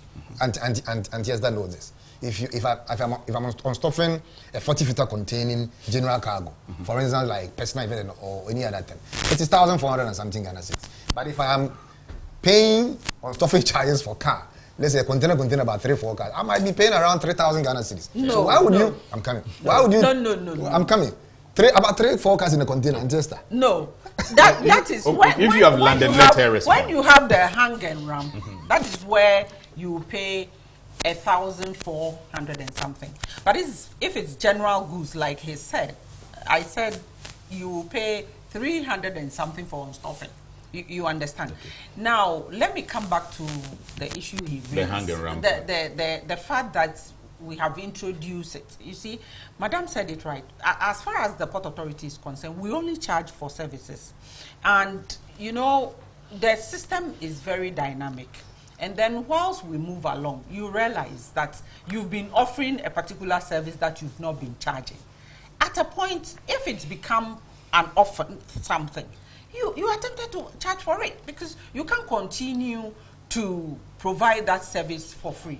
And so what we do is that somebody brings, I mean, if you come to Golden Jubilee and you look at where we are charging this 1,000 something for stuffing, where you have engines and spares and cars that have been dismantled, the components have been dismantled and they are fixing the components on the terminal, and you have to provide a forklift to raise the vehicle for some time, sometimes hours, for these components to be fixed. Vis-a-vis somebody who brought a full landed vehicle without those problems, who has parked that vehicle on the bottom of the container and you just have to drive it out. Obviously, there are differences. Then they should have done the same with the review with taking off from the transfer charges. Because when we're clearing cars from the port, you know, the distance between where containers were divan and then where containers were taken, I mean the bay, was far. So charging transfer charges was something that, you know, was something reasonable. In this case, the terminal is within Golden Jubilee. You charge transfer. I see. That's the point. So if you have reviewed, if you have realized that over the years you've been providing services that you were not charging, and because of it, you have now found the need to introduce it, fine. What of the transfer charges? You divide the container within the Golden Jubilee terminal, and you move less than 2 minutes to a car park, and you are charging transfer. Then they have to also look at this. I mean, I hope you are getting my argument. I'm getting. Yes, you are saying that you used to provide this service, and what you have suddenly realized that no, it's a service you have been rendering for free. Yeah. And I'm also telling you that if that is the case, then the transfer charge you've been taking within the same terminal has to be taken off. Okay. Sure. Well, because you think that it's the same terminal. No, it's one terminal. Okay. So if you divide the container, once they have reviewed and realized that now there are certain services that they are providing and they were not charging for it and they've introduced it. Fine. There are also services you think that they are not really providing, and so they should take off the charges. Yes, because it's the same terminal. Okay. Because you can't just take a car from the dividing, place, in front of the Golden Jubilee CFS terminal. Just transfer the car from that place to the car park at the back. Okay, I'll give Antiesta the chance to handle that one, but I would let you, and since from all the conversation so far, it has become clear that you are doing everything on behalf of the importer. Sure. If you can tell us what the difficulties are, what are some of the challenges that you face when you are clearing cars on behalf of people? Yeah, with respect to cars coming... And you can deal with all the agencies and then the importers as well, whoever you find a problem with. Yeah, I mean, with respect to clearing of cars that come on roll-off vessels, we don't have much of a problem. Like, I've taken you through the process that we have to go through. The only challenge we have now, and I think Madam is here, I'll ask Madam why they do that. Immediately you go through compliance. The car is referred to examination to work on. So you go to the examination officer, and then he or she also refers the car to a marker. The marker goes to examine the car and then hand over the document to you to come and give to the examination officer. Upon arrival, the examination officer will then send another junior officer to go and inspect the same car which has been examined and confirmed by a marker. It's a duplication of service. It's yes. You can only send done by customs. You can only send another junior officer to go and inspect the car when there is an enclosure. By enclosure, I mean when there are things in the car. Yeah. That one, it is not the business of the marker. But if it's an empty car, once the marker confirms, you have no business sending another person to go and confirm again. Otherwise, we are defeating the very purpose of trade facilitation. That is one issue that we have. One of the challenges that has arisen out of these policy directives that we are facing has to do with the fact that payment of duties before containers, container cars are transferred from good to Golden Jubilee. I think it's a very huge challenge that we've been telling customs to actually take a look at that directives again. I think it's impeding the flow of work. Currently MPS is having almost all their vessels berth at Terminal 2. Yeah. And with the previous arrangement, when we were operating at Terminal 2, containers which were meant for Golden Jubilees were block stacked at Terminal 2 with 72 hours given to GAPUA and all other ICDs to get those containers from Terminal 2 to Golden Jubilee for onwards, processes. Per this arrangement, when the vessels berth at Terminal 2, or the container will have to be transferred to Terminal 3. Before it moves to the ICDs. Scanned, block stacked, before Golden Jubilee will create a CMR, which is container movement request, to go and pick them. You cannot even pick those containers without having paid duty on them. This is another issue. Currently, I'm working on 3 tractors. We've been referred from the CTSB to go to market to confirm the ages of those tractors. Those tractors are in a container. I'm asking GRA, how do I get to those tractors in a container? Because your directive says I have to get duties paid on these tractors before the container is even moved to Golden Jubilee. And in this case, the tractors have been referred by customs that I should go and have the tractors physically examined by a marker and to confirm the age. How do I do that? It is also called ardent cost of doing business. Look, because MPS have taken advantage of this, and then they want every container to go to Terminal 3 so that they can even take 853 Ghana cedis for handling charges for a 40-footer. And then when you bring that same container to Golden Jubilee, Jubilee is also going to charge you the same 850 Ghana cedis again. Oh, is that the case? Okay. Are you taking half now? Half. Is half we take? No. It used to be full. Even if you are taking half, it is still wrong. Because it used to be 850. It used to be 850. And now there is 850 plus the 400. Which was being shared between Golden Jubilee and MPS. And it was the same among all the ICDs. They were taken on behalf of MPS, and after that, they shared 50-50. Now, MPS says they are not ready to share that money with anybody. They will take the full handling charges. When you get to your yard, you should also charge your own. I see. And I don't think it is right. It is absolutely not, the right way to go. So it is something. But why this movement? Why is it now that, you said it used to go to, one is expecting that it will go to Terminal 3 straight. Why does it go to block stack at Terminal 2 before it moves to 3? Every container must, once it hits Terminal 2, they must be transferred. And the reason why it is going, the delay is that, MPS cannot transfer the containers when the vessel is discharging. They must block start them at Terminal 2, and after the vessel sails, then they now have to transfer those containers to Terminal 3. Now, what do you mean? Why is that? Because you cannot, the distance between Terminal 2 and Terminal 3 is a bit far. And it's the same machines. But why doesn't the vessel go straight to Terminal 3? You and I know that they have a problem at Terminal 3 when it comes to the draft. I have raised this issue some time ago that the draft there at Terminal 3 is too deep.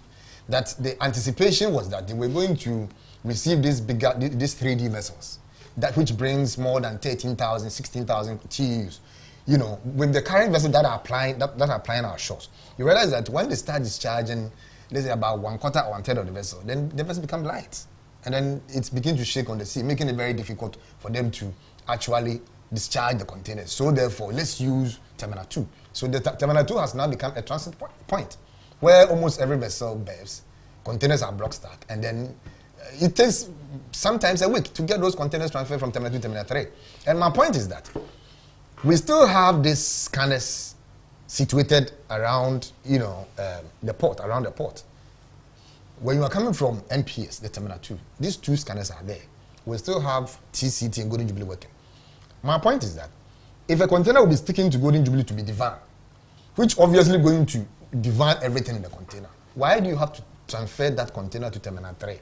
Okay. Scan it, block stack it before being transferred back to Golden Jubilee. Why can't we create, like what I was telling you, the API connection? It's a system configuration that can allow Golden Jubilee or TBT to pick these same containers from Terminal 2 straight. Once they will know that these containers are destined, or they are actually located to Golden Jubilee, block stack them there. Once the person says Golden Jubilee should start picking those containers, because when you take them to computer tray, you block stack them in the general stacks. Okay, I think that one we'll keep it, because one MPS, this has to do with a lot of Terminal 3 operations and all of that. Sure. We'll keep it, and I see quite a number of messages on that one.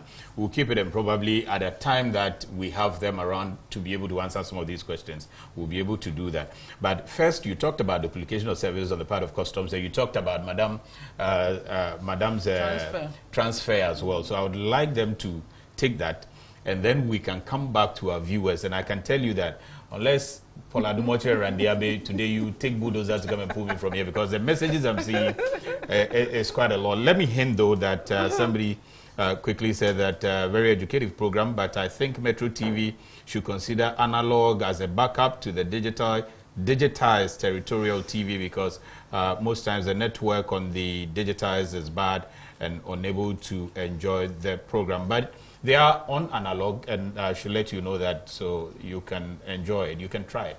Also on DSTV, you can get it. Also, he continued and said that I think this program should be repeated by Metro TV about 4 times in a week, because these are the programs we would like to enjoy, and not all the time the noise on politics all the time. Okay, so I'm sure Paulus and Randy have heard you, as well as Nat. Nat is also listening. Nat, today they have to spare me some time. Manchester, on this one. Yeah, I wanted to clarify the transfer. You know, we have the unstuffing bay, and then when we bring out the vehicles from the containers, it has to be moved to an area we call the delivery bay.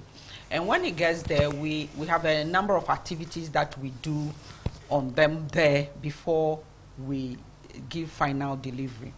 Now, what happens is that without us transferring these vehicles, we don't need drivers. If we were just to bring it out and then their own drivers would have just driven them out, we don't need drivers. But because we have to drive them from where the unstuffing platform to the delivery bay, we have engaged drivers for those ones that are drivable. Those ones that are undrivable, we have to use our forklift. In fact, a bigger tonnage forklift, normally the 16-tonner forklift, to lift them carefully, to deliver them at the delivery bay safely. Because if there is any damage, we pay for it. So we have to use the equipment. And how much are we charging for this transfer? If it's a saloon car, we take 52 Ghana cedis. If it is a mini, we take 117. If it's a utility, we take 161. A trailer, 161. That is all that we take. And the transfers are done regardless of where the movement is taking place? It's inter-terminal. Okay. But then, you see, we cannot do, for example, after we have unstuffed the vehicle, that is where we need the terminal operator and the clearing and forwarding agent's representative to do the conditioning on the vehicle. We cannot do it at the platform where we are bringing the vehicles out. We are unstuffing a whole lot of things. Some of the containers contain vehicles and other personal effects and all that. So you cannot do that kind of activity on the platform you are unstuffing on. So we have the delivery bay, and you have to move, once it is brought out of the container, you have to move it to that delivery bay so that the agents, the two parties, can do the conditioning on the vehicle. You sign, you exchange, and then it is ready for delivery. You see, so we engage drivers to drive them from the unstuffing platform to the delivery bay. If it's not drivable, we use equipment. That is what happens. So do you want to? Yeah, I just want to say something with the conditioning. Conditioning is done once the car is unstuffed from the container, because if you transfer the container, the car to the delivery bay, and something happens, what happens? So from what I have witnessed, once the container is open, the car is out. You have this Gapowa tally clerks coming close to the car and then writing the state in which the car was delivered from the container. That must be done before to the car, because I'm coming. If I tell you I have a jack, a spare wheel in it, it should be written at where you open it. If you take it to the car park and I come and I tell you I have it was inside, it wasn't, and tell me this is how you did it. How do I know? So once, and then that's what this is what I've witnessed all the time. The container is divan, car is on stove, and then you find they are all over. I mean, they are not difficult to locate. That one, let me confess. The Gapua Talecless, the who condition the car. It's just like when a car is driven from within the hood of a ship outside, immediately a car landed, on the ground. It is conditioned because you have to condition the car the way state, the condition in which you receive the car is the windscreen is broken, you state it. Yeah. If the backlight is broken, you state it. You describe the car how you receive it. You don't have to send it to the car park before you go and write some of these things. No, we don't send it to the car park. Okay, so Keodi, we don't send it to the car park. The car park is different from the delivery bay. If you have looked at the activities that goes on at Golden Jubilee, there's no way you can do that thorough conditioning at the platform right there. It's not possible. It's not possible because even when no. We don't do it. You see, when the clerks that are on the platform, they are taking note of which car came out of the particular container. But not the condition of the vehicle. Not the conditioning. Not the conditioning. They mark what car is coming from, because sometimes we have short-landed cars. So they have to mark what car is coming from a particular container. They do that. That is not conditioning. Then we move it from the unstuffing platform to the frontage. Have you seen the frontage of the car park? I've seen it. That is where we move it. That is where we do the conditioning. Not too far from the container. Yes. No, it's a bit far. But you still feel, maybe he still feels that between that movement, somebody can still claim that in the course of that movement, something is missing. No, Sammy, we are not always there. We are not always there. But you are supposed to be there. There are times you are supposed to. Let me tell you something.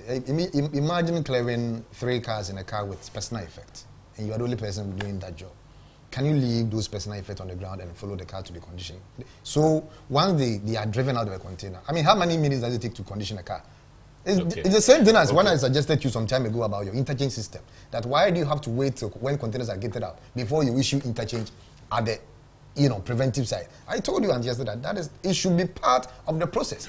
Okay, but Antessa, is it not possible that right there and then, when you open the container, either the importer or the agent is there, the condition is taken? It can be done. Just the way, in the case of the rural, they take pictures of the cars and right there and then before it comes out. Can that be done? It can be done, but it will delay the process. Like I'm explaining to you, if you look at, if you observe the activity there, you see you have one container, you have 4 people or 3 who have their cargo in there in that one container, and then the space is very limited, so you have to group each person's cargo and all that in that limited space that we have there. So, and then you must be careful with the vehicle. If not, if there's any damage, you have a problem. So normally we land that vehicle from the container. We even move it towards the CFS area. We want that space where nothing will happen to the container, because the other cargo in the container will have to be unstuffed. If you leave the vehicles there to do this, trust me, we'll delay the process. That is why we have demarcated an area for the vehicles. You move it to that place, and the space is there. You are there, you do the conditioning. Before, those days when we were parking them at the car park, before we take them to the car park. Okay, and just a quick one. So assume I bring a car, and I know that we have a scenario, for instance, a typical example, and I have seen his text, the Professor Inkum of the Department of Planning, KNUSC, watching, and says that this is just like my case. He brought in a VW car and then said that the tail light is missing. When people complain like this, what do you do? What is there for them? He brings a car. He says that before my car, I sent it all the way from Japan. I had everything set. Now I'm coming to pick my car. The tail light is missing. What goes into this? Is it part of the conditioning we're talking about? And what do you do to them? Yeah, it is. It is part of the conditioning. Again, let me explain it from two sides. We have the rural. If it's on rural, then we have... And he says his was rural. Yes. If it's on rural, then we have about 3 stages in the process to do the conditioning and to find whoever is responsible.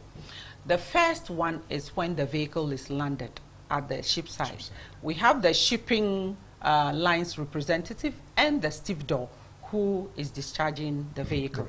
So they do that first conditioning on the quay, and then the vehicle is moved to a temporal stack where SafeBond, who will take it over finally, will also do a conditioning with the stevedore who discharged the cargo. And then SafeBond takes it to his terminal, and at the end of the day the agent is coming to deal with it or to take delivery, like I said, they will do a conditioning between the two. Sure. So we have these 3 stages for the rural ones. And so each interface is able to establish the real condition of the vehicle. So that can be traced. Sometimes we have some of these things getting missing on the vessel. Yeah. So it will That's be... a possibility. It's a possibility, so it can be traced. So there's no problem. Now when you come to the containerized ones, again, the only place that we could establish this is when you open. And that's why I'm telling KOD that their rep would have to be there.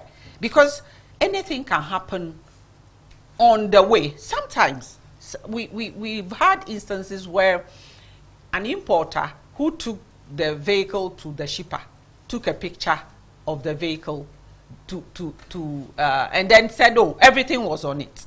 But when you left, probably the shipper did not put it in, or it took off something before it was shipped. It happens.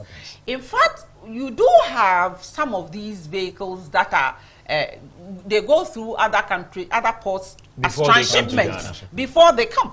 And so you can have people removing things on it, you know. And so if we open the container, sometimes damages happen on the vessel, in the container. If the weather was not good enough, damage can happen to the vehicle. Okay. So we're saying that at the point we are opening the container, the rep of the importer will have to be there. Okay. Who is the agent? Okay. So we all see the condition before the and then we condition. So we can establish who is responsible. Is it possible that going forward, from the case he made, that one agent may be clearing about 3 cars? Is it possible that the conditioning can be done at the entrance before the movement happens, just the way you made reference to that of the Roro?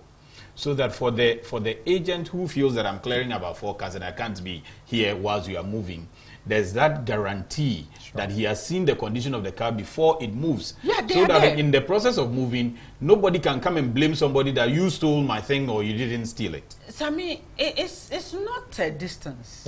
It's just there. It still can be done. It doesn't take much time. That's what I thought. So I was surprised that it doesn't take much time. That's why he's even saying that why are we charging? It doesn't take much time. It's just around the corner.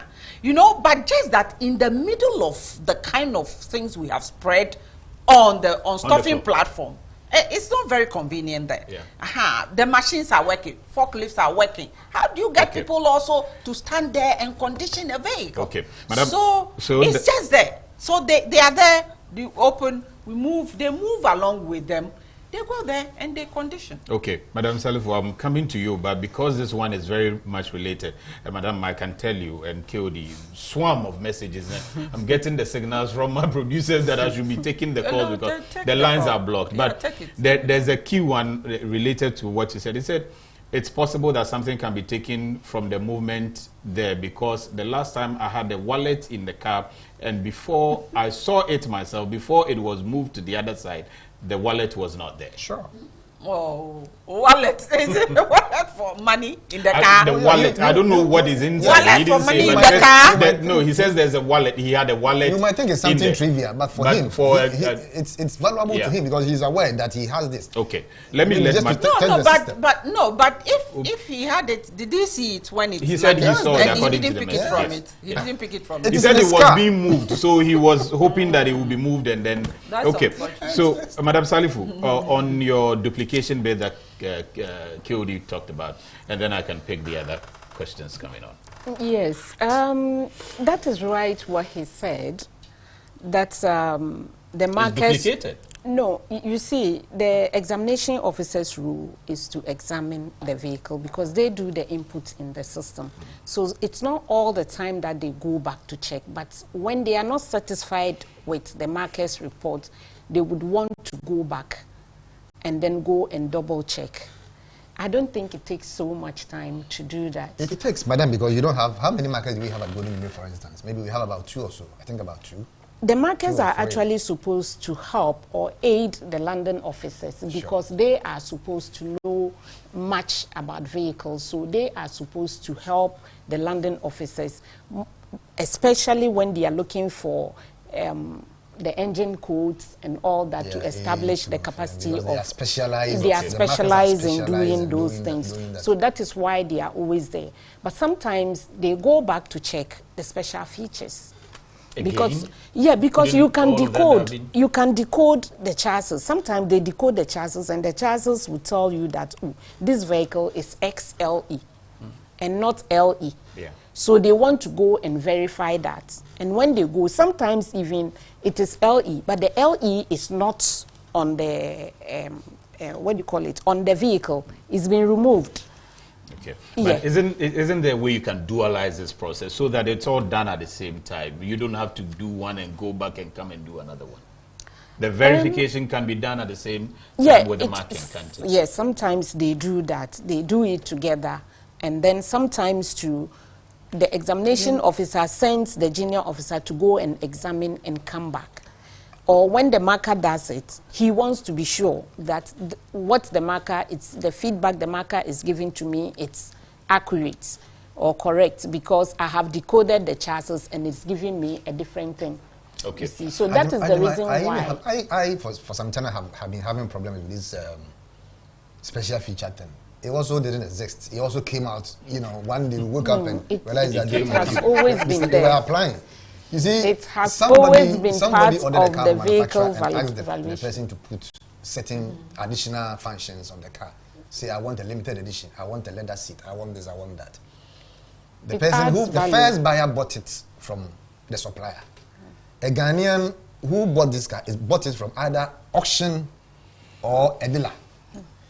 In Ghana here, nobody sells a car with a special feature. I mean, tell me, if you are going to buy a car, would you buy the car? It's all encompassed. It's all encompassed. I mean, it is the car you are buying. In Ghana here, we don't use special features in buying cars, do we? You see, so the car somebody has bought from a third party. Somebody has bought this car from a third party, not the original source. It is not that invoiced. We will have to deal with. You see, with the American cars, I know we are using the NADA system, exactly. which is National Automotive Dealer Association system, the NADA system. That's what Ghana is using. Perfect. I mean, it gives you the right MSRP. Exactly. But what I'm saying is that in the absence of this, because sometimes they can even distract you to the extent that sometimes some of the chassis the car may not even have a special feature, but when the officer enters that chassis in his system, he sees that it has special feature. But in actual fact, the car does not have. You see, they have special codes, and the codes will tell you that this vehicle is XLE. But is it up to the officer to tell whether there's a special feature? Shouldn't there be a something standardized? I have the valuation list here. There is. That's why I'm telling you that you can take one type of vehicle and you have 10 different types of that vehicle. Now I have been warned. Let me read the messages, and we'll read all the messages and take so that the responses, the ones that will come to you. Sorry. I just wanted to add that those clearing agents, unscrupulous ones that you talked about, if the agent is registered and then you come with the complaint to customs, we will investigate. And then also there's a possibility of banning the agent from operating within the customs area. Okay. So I'm going to read almost, I'll try and read as much as possible, and then we take note the ones that belong to us. This one says, as much as we are thinking of revenue mobilization, are we also thinking of the nature of the vehicles we bring into the country? When we talk about accidents, some vehicles are so damaged that I wonder how they are repaired to be safe on our roads. And obviously, those are the vehicles when you profile accidents, perhaps they are beyond repairs. This one is to Mr. Dako. If an individual brings in a car after working for, say, 10 years in the U.S., would he or she be required to have a PIN? That's the PIN number before he is assessed. I'm sure it's 10 he wants to say. 10 before, 10 number, or 10 before. The 10 is a tax identification number. From yes. GRA, so. Before he is assisted to clear his car from the port. It's coming from Shaibu. This one says, please, what's the name of the mobile app for duty calculations? I deliberately haven't announced the phone lines, but I know that you know them already. Let me just finish with the messaging, and then we will pick the the calls. This one says, good evening, please. Please, can your guest tell us the average cost of clearing a saloon car and an SUV? And is there a site where we can get to know the various port charges? My name is Mr. Ochre from Kofuri Dua. This one says, hello. I want to know, having a home used car and the document is lost, can the chassis number be retrieved? To retrieve the information about the car? Thanks. I'm sure you want to say, yeah, you've gotten it. So we'll respond to all of that. I'll read them quickly, though. Hi, Sami. Kindly ask Madam Esther why on earth should the government entities sublet it core duty to private person? If you can refer to the particular service you're talking about, I'll be glad. And I will share it with Madam. This one says, hello, please, can the lady mention which of the ladies mentioned the charges for the container? Would really like to know, because an agent is trying to rip me off at the moment. Okay. This one says, before both customs and GPHA receives their revenue and charges respectively, we as freight forwarder, that's I'm sure he's a freight forwarder, gather the money and deposit in their account. That's our vital role as clearing agents. Romeo Frempon, member of GIF. Can you please ask the customs officer why GRA, and this is coming from Romeo as well, GRA charge interest charge on cars after 7 days of arrival? I ask because that surcharge is not captured in their Customs Act 891. Somebody is referring you to law. And this one says, I am Emmanuel from Juaso in Ashanti region. Can I go to the port without agent and do my own transaction? Madam Salifu, sorry? Can I go to the port without agent and do my own transaction? No. As Emmanuel from Juaso in Kumasi or Ashanti region. How can the importers check the credibility of the duty and his supposed, that he's supposed to pay? I'm sure he wants to say. And this one says, talking about protection of the car, I have a problem with the forklift operators and the gang workers. On several occasions, I have experienced the forklift burst the fuel tanks of a car I am clearing. And when that happens, we don't know how to hold who to hold responsible. What should we do, and who should we hold responsible in such situations? Bennett from Accra is asking that one. And please, from Akemoda, more of our cars from Togo. Why? Please, you should do something about it. Otherwise, everybody will be clearing from Togo. I read that they really clearing from Togo. We'll talk about our customs. I hear that when you clear from Togo, is duty free. If that is true, you would clear. Yes, that's why I would really want you to touch on that as well. Good evening. The program is very informative. You should be repeating these programs everywhere.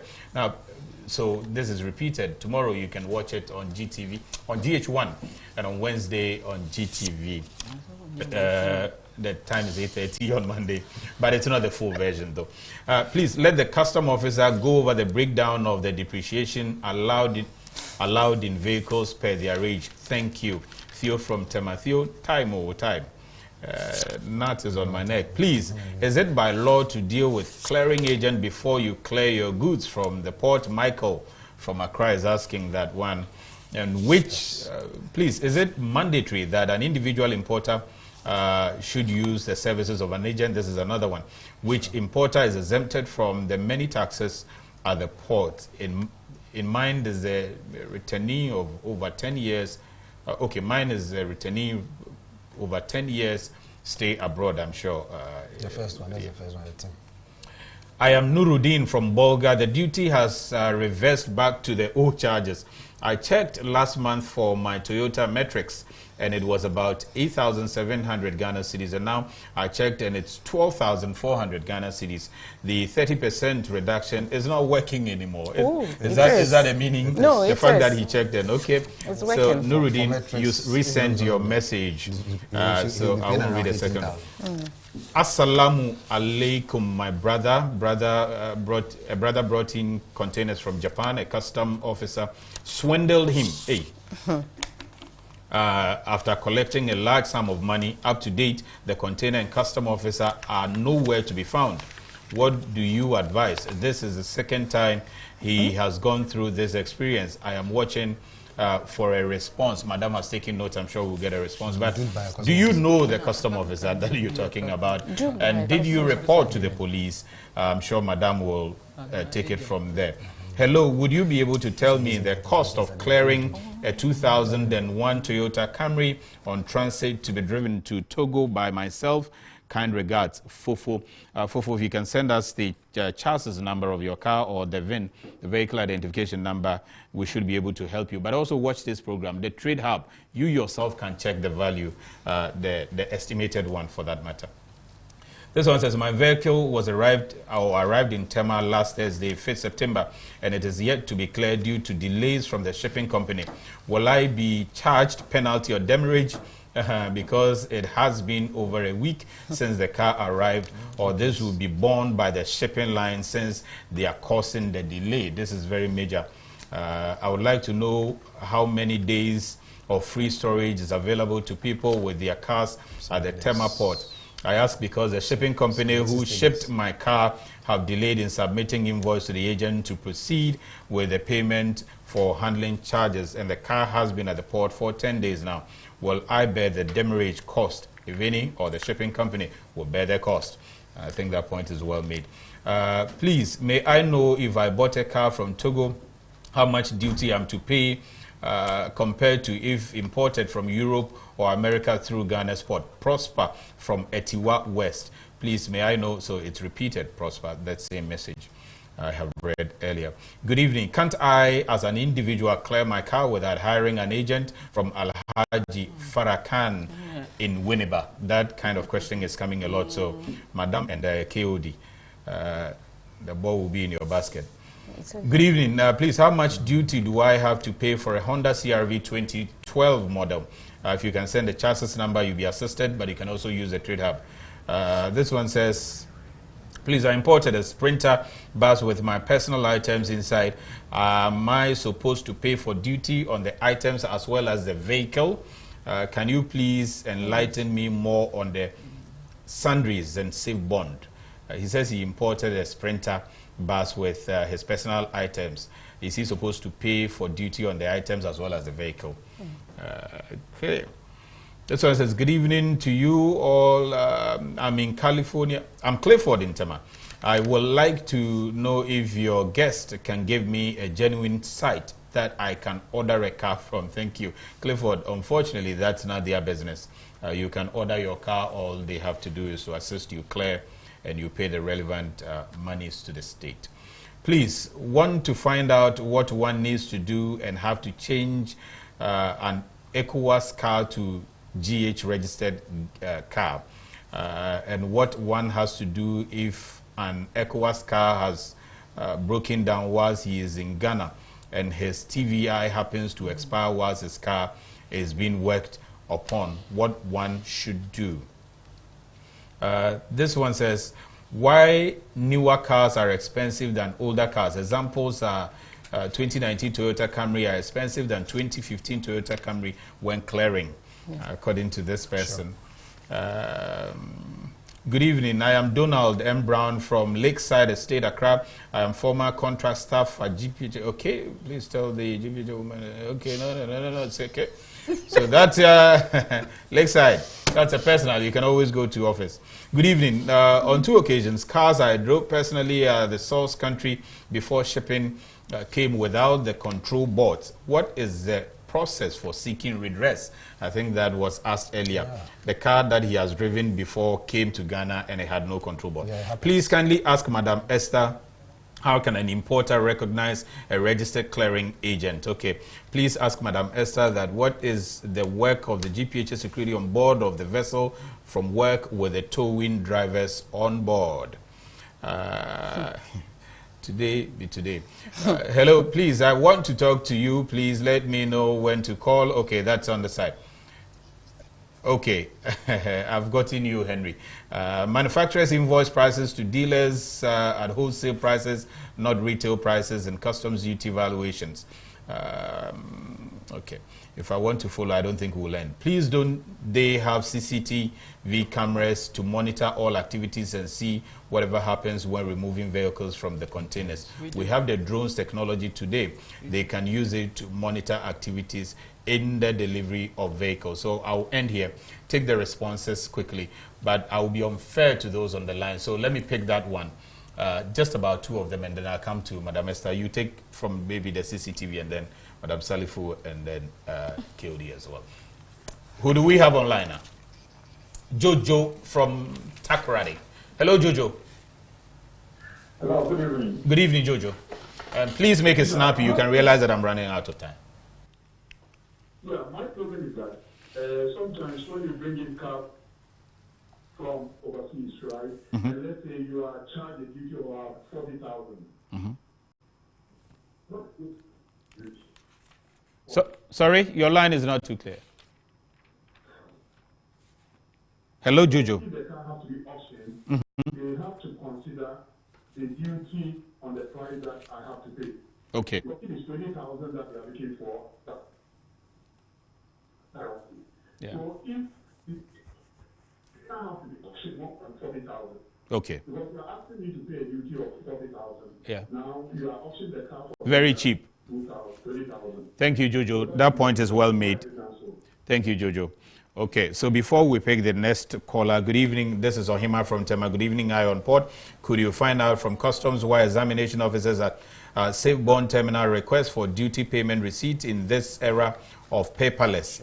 I would also like to appeal to customs to train their examination officers how to calculate state warehouse rent, because most often they refer agents to pay the state warehouse rent when it is not due, wasting a lot of time and causing undue delays.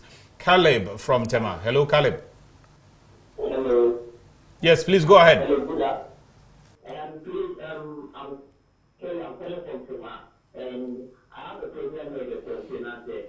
And I think if you bring a specific container, let's say you have 4 cars in there, do you pay for the container as one, or you pay for each car? Okay. Is that, do you get it, Antessa? Yes. You get it. Okay. Yes. So Antessa, please, you start with these before we pick the next calls, and then I can read if there is time. Okay. I will start with the last question. You pay for the container. If you put it, you pay all the charges on the container, and that's it. So if they are 4 people with the 4 cars, then they will have to share that. Now with the CCTV, yes, we have CCTV cameras at Golden Jubilee, and if the incident is reported, we are able to play back and establish. Possibly establish where the issue is coming from.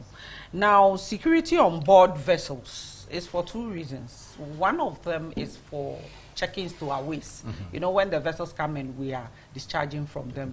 We do have some of the gang workers taking advantage. So our securities are on board to check the vessels to check to our waste. And then sometimes, if it is a RoRo, this removing of parts of the vehicles, they are also there to help you know, check those things. So that's why they are on board. And then I want to come to the one that the lady spoke about when they are lifting the vehicle with the forklift, and then let me be rude, because I've been rude to Isa. He has been on the line from Boli for too long. No problem. Isa. Hello, Isa. Hello. Hello. Yes, Isa, we can hear you. Good evening. Please go ahead. Okay, when you check. Hello? Hello? Yes, Isa, you will have to be snappy. Yes, Ghana economy is far better than Togo. Okay. And every case economy, I think Ghana is moving well more than Togo. Okay. But the way the youth are struggling for, private cars, not struggling the cars to this country, I think it's about time for our government to advise the GRA, the custom, yeah, so that they will reduce it, tax. Okay. So that, we can bring those cars, and if not every day, there will be this model of cars. Okay. And we are imagining this country, we are not seeing what the government they are using the tax for. We are not seeing anything in this country.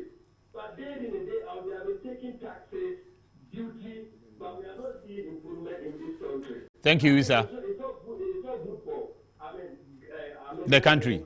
Okay, good. Thank you. That point made. Antessa. Yeah, I was talking about damage to the vehicle when we are lifting with forklift. The responsibility then is on GPHA, the terminal.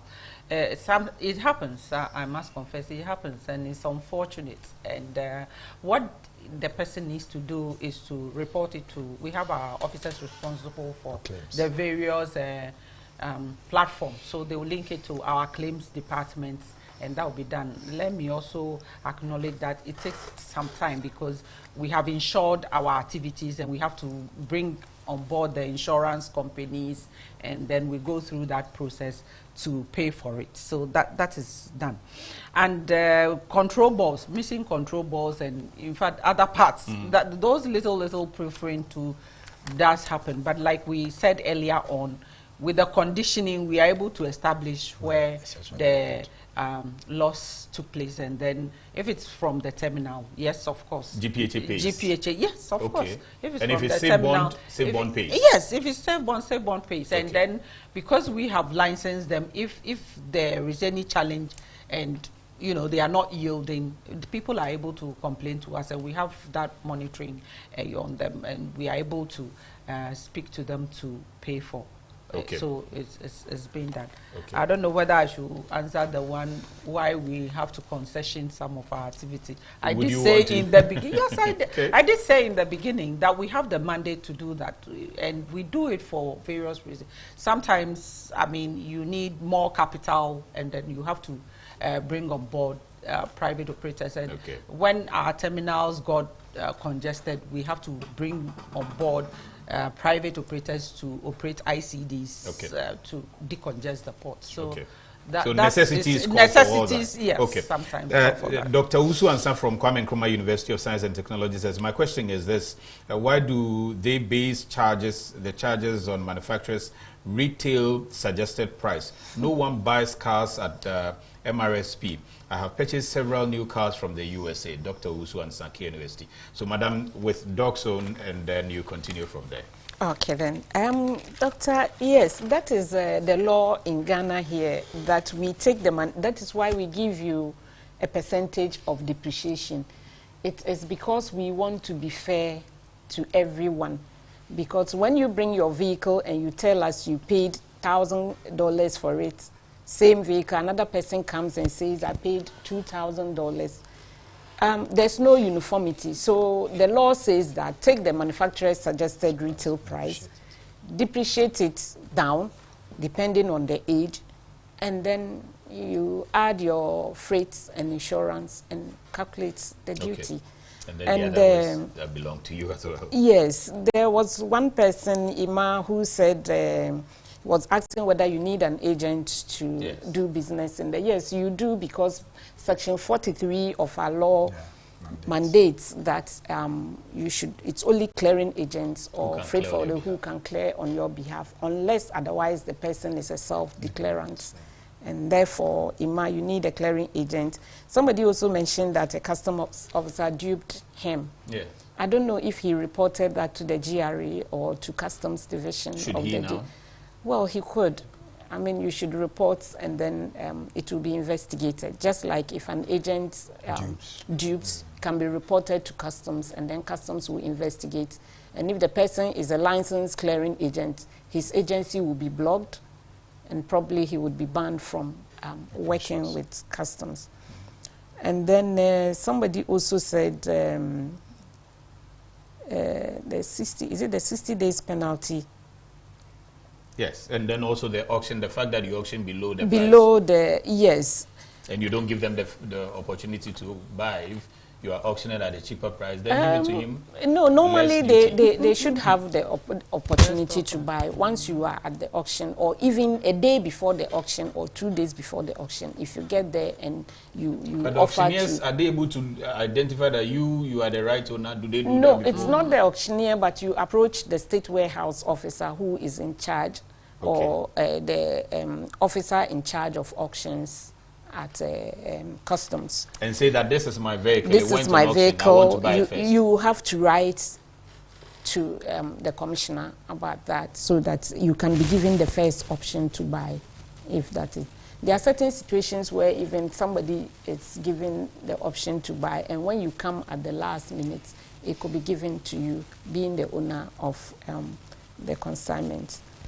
And then the safe bond, yes, they are claiming the examination officers demand for duty receipts. I'm not sure about that, but we'll have to verify that, because we are in a paperless regime, and nobody is allowed to demand for hard copies of documents, because we are supposed to facilitate trade and not to delay importers, and we are not supposed to, because that receipt, you can view it in the GCMS. Sure. So I don't see why you should be requesting somebody to give you a hard copy. What even if the hard copy is a fake one? Yeah.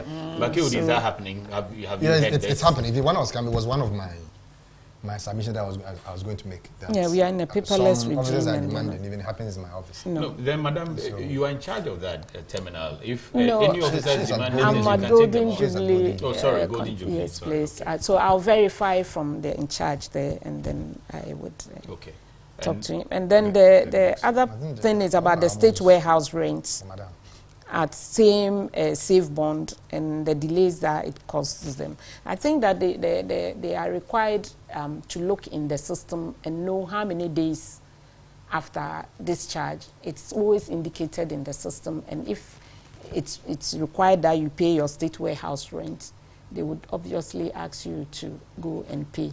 Okay. It's part of the charges that we take. I think and then the interest charge. Yeah, she's raising this question because there have been instances where officers use rotation dates.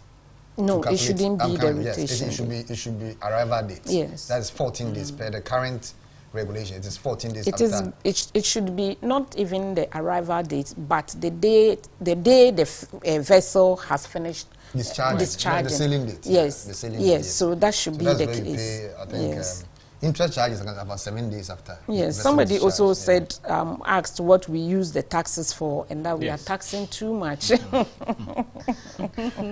are you taxing too much? Meanwhile, no, we are not, and even government is still giving away freebies. Oh, I thought you were, and government at some point had acknowledged that the taxes were just too much. No, that is the law. The laws are made by Parliament, and their representatives are there. Government is not taxing too much. Government is just taking what is due government, and therefore, and they have given away so much, giving away 50%, 30%, and it's eating much into our revenues, and they have not reviewed our targets, and we are mandated to collect exactly the target that was given to us. And it doesn't come easy. So they should be glad and be happy for the magnanimity of government in slashing 50% and 30%. People are happy clearing their vehicles, and more vehicles are coming. People are rushing to get vehicles because the duty is now very low for them. So, and his taxes are used efficiently too, because the free SHS, I don't want to go there because somebody might think I'm doing politics, but it's part of it. Needs money. Yes, the roads, the hospitals, we are crying every day for roads, for hospitals, and they are doing, that is the money they use for all those things. So I think that. I think somebody also said the duty of 2015 Camry. As against 2019 is expensive. It is so, because 2019 is a new car.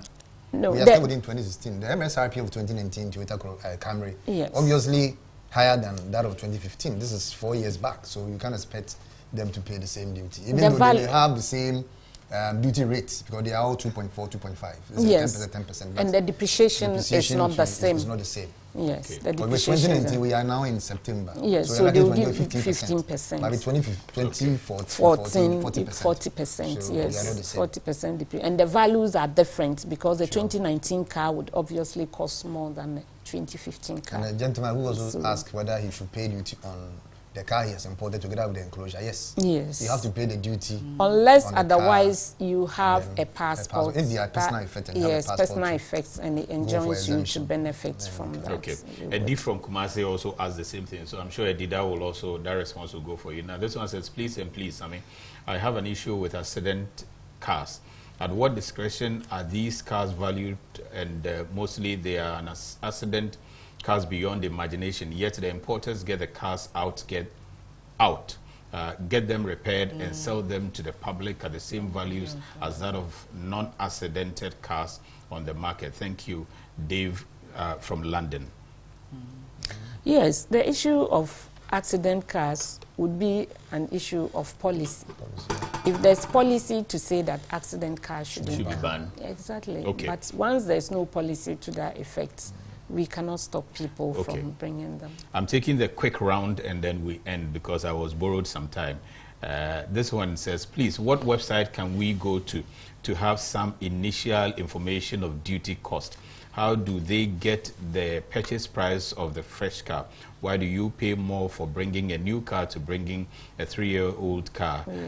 Your valuation does not encourage people to bring in new cars. Are the vehicle dealers influencing your calculations so that new cars can only be bought from them? This one says, also pay. good evening, panelists. Just started viewing the program. Please, if a vehicle one imports gets to the port, what process must he or she go through to clear the vehicle? Unfortunately for you, Michael, we've dealt with all of that. Michael from Aguna Swidro, you can go to the Eye on Port YouTube page and view all of that. The answers are there. Also on Facebook, I think we are live on at the moment. So this one says, my Camry, hi there, I'm watching you live now and I have been taken from them before. My 6 phones got stolen when the car was being moved to another location. My Camry hybrid was also stolen. The whole car was stolen? Really? Okay. Sami, is the customs lady saying government's 30% discount is applied to all cars, including new ones? This is Joseph from Sakomono. And then I am Ernest from Accra. The customs seized my BMW saloon car, claiming the chassis number has a problem, which I have no idea. How do I go about that? And from where do I start? Most grateful. Good evening, Ernest. This one says, and okay, this one has sent pictures. Says, this is to be shipped from Europe. Who to contact? Okay. And we don't know the duties in Ghana here. He has some cars, C Chevy, SUV, and all of that. Good evening, please. How much do I pay as duty for a 2013 Toyota Corolla? Thanks. Joe from North Kaneshi. Joe, you can use the Trade Hub portal and get your duty calculated. Yes. Can I please have the duty for this car? Thank you. So quite a number. I'm sure we'll send you all those who are asking for duties. We'll try and also help you, but you can use the Trade Hub and then get them. Okay, I'm Lawrence from Taifa. I want to know the duty. Duty. I wish one of these days I on port would discuss safety precautions at the port, how one could avoid injuries while working in and around the port. Definitely, thank you for this topic, because we're going to deal with it another time. Good evening, Farah from Aguna Swidro. A taxpayer who uses his tin to clear his car at the port wanted to find out if the payment he made in clearing his car reflects in his account when he came by the domestic tax office to pay for his personal income tax. If not, why is it showing? I'm sure Madam probably would. Please, Madam Esther has answered my question about tell her the security sometimes also tamper with some of the cars on board. And if she will permit me, I will send videos to her so she sees this. Madam has an open door policy, and you can always get to her office. Good evening. My name is Peter Bravo from Ashaliboche. I would like to suggest why not develop an app with all the names, details of your registered agents so people can easily get to them. KOD, that should get to you. Legitimate agents, can't we have a list of all of them? Madam maybe would also like to bite on that. Good evening to you all. Can I clear my car myself instead of an agent doing that for me? This is from Prince. That has been answered. My name is Rich.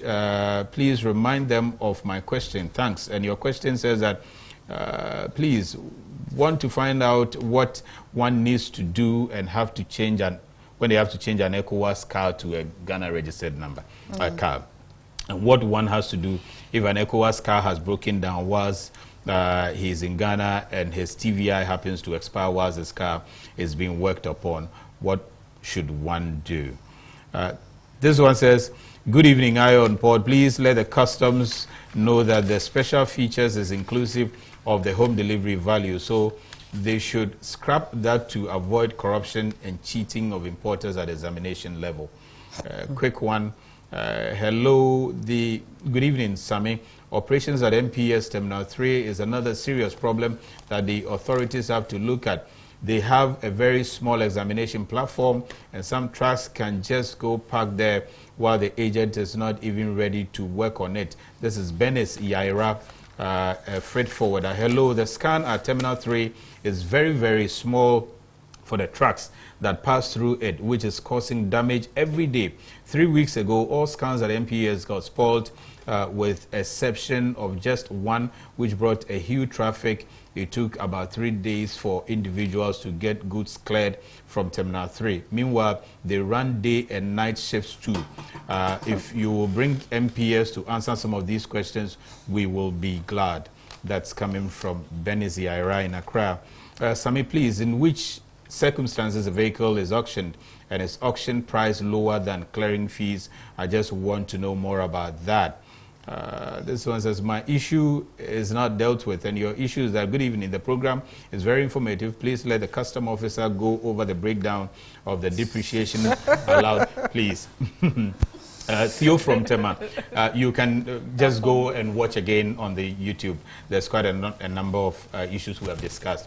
Please, if a shipping company causes delays in clearing a vehicle and the 7-day free storage days ends, who pays for the charges, the importer or the shipping? I will end it here and then we'll have answers. Okay. Madam, would you like to take some of yours? No, I think that I have dealt with most of it. Dealt with most of Madam, so there's this person who said he has his BMW and customs seized it because of chassis problem. I was just wondering, I mean, he did not explain into detail, but we don't do that. I don't know what is the nature of the problem, what is wrong with the chassis, because normally when you have issues with the chassis, we refer you to the investigations. We first of all detain, we don't seize it outright. And then we refer you to the investigator. And if it is a case that your chassis is not complete or it's short, then you go to the investigator, you do an amendment to correct that, and then come back for your vehicle, unless otherwise it is a stolen car. Okay. And therefore, Interpol has asked us to put a hold on it until they finish with their investigations. Okay. So we also have, that is one instance under which we take custody of the vehicle. when they offend our laws or when Interpol says we should detain them because they are stolen cars and they are investigating. So we detain them until the investigations are complete, and when they require that they come for it, they give them letters and they come to us and we release the vehicles to them. Okay. Kodi, anything you want to add? Oh, sorry, madam. Somebody talked about ECOWAS cars. Yes. How you could get your ECOWAS cars, car convey. Yes, you can just walk to any customs office, like the airport, the head office, or TEMA, and then pay the duties on it, and then you have your car registered for you. And where it's an ECOWAS car and you've had a breakdown, you should go to the nearest customs office and report so that they are aware, because when your temporary importation expires, you pay penalty. So you go to the nearest customs office and report that, and then they would keep records of that and monitor you until you finish the repairs, and then the extension is given to you, and then you can go out of the country.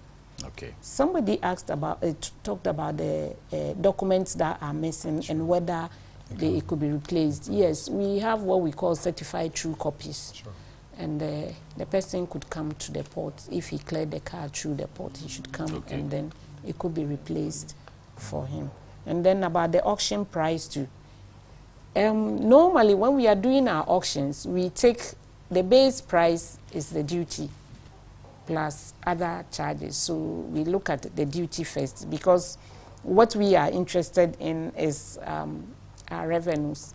So when cars are forfeited, they belong to the government now. So whatever government does with it shouldn't be somebody's concern again. So what we do is sometimes you are not even able to get the duty price. You put it on auction and nobody is even ready to buy it at that price because it's overaged and the penalty is so big.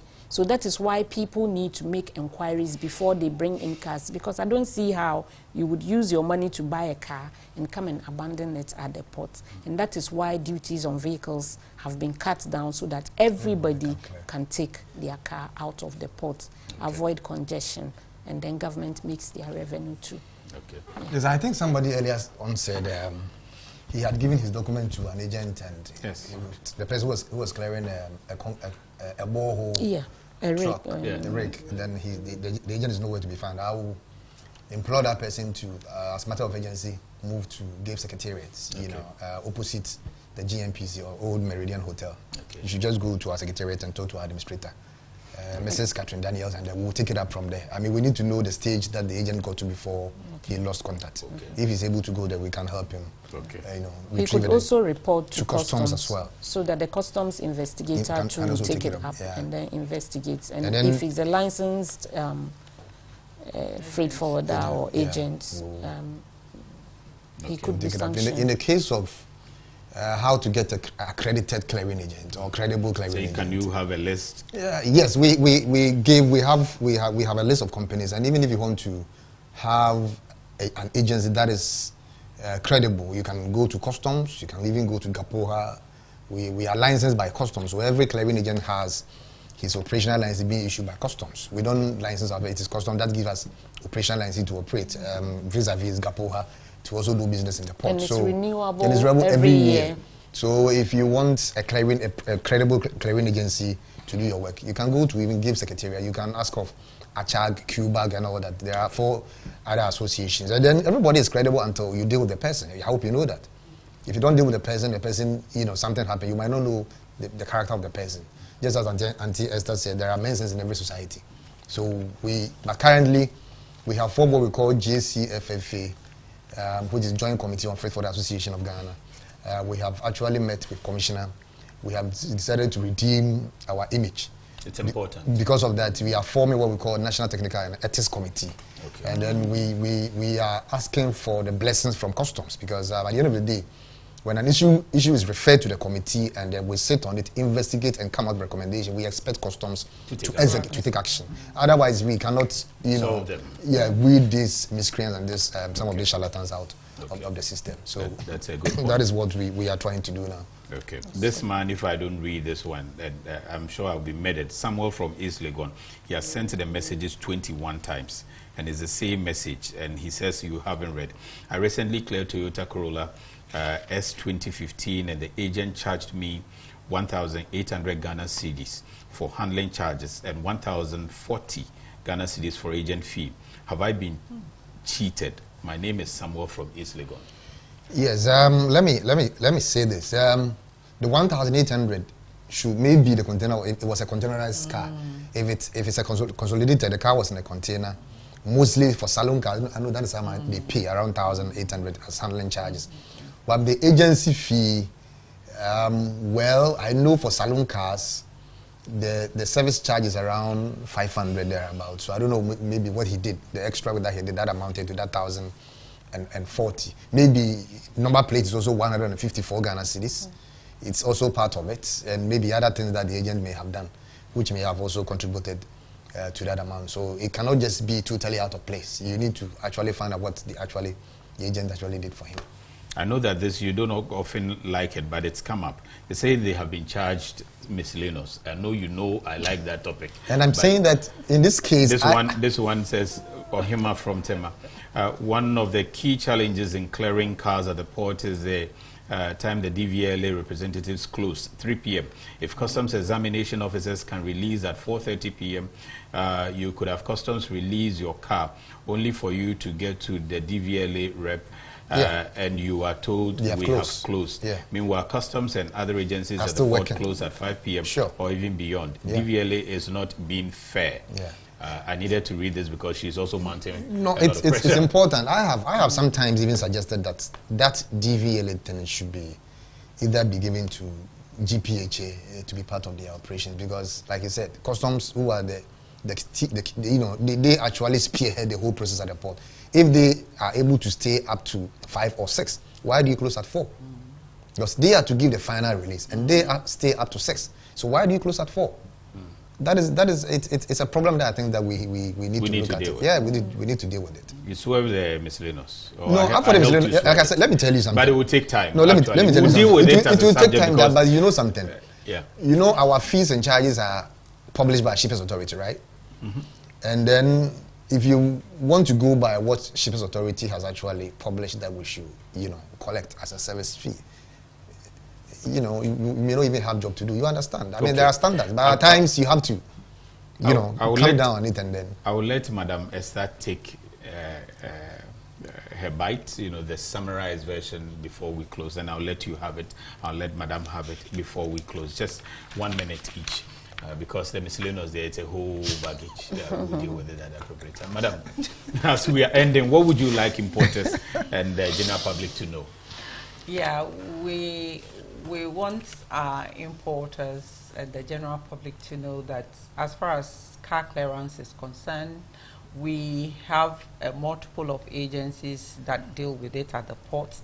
And at the port level, we as a terminal try to keep the vehicles safe for them until it is time for them to clear. And we would like them to start the processes that are possible earlier before the arrival of the vehicles or those in the containers. And then once the vehicles arrive, they should proceed to go through the processes so that we don't have delays for them to increase their cost of doing business in the port. And if there is any reason that they have some of the parts of their vehicles stolen or pilfered or damaged, they should do well to contact us so that the appropriate thing will be done for them. We just want to satisfy them and make sure that we give them quality service. Okay. Kodi, and then somebody says that if they want to register to be an agent, how do you help them?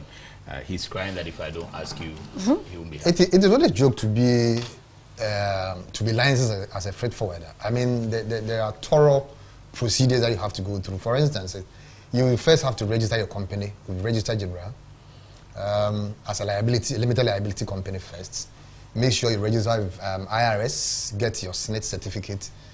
and all that. And then you must have a custom proficiency certificate. And before you can get this proficiency certificate, you must attend this custom course for about 3 months, after which an examination will be organized, and when you pass, you are given that proficiency certificate. So when you have this document that I've talked about, then you can then officially, you must also belong to an association. When you have this document, then you can apply to either GIF, QBAC, ACHAG, or FAC, that you want to be a member of the association as a corporate member. There are 2 ways, for instance, for us at GIF, there are 2 ways by which somebody can become a member.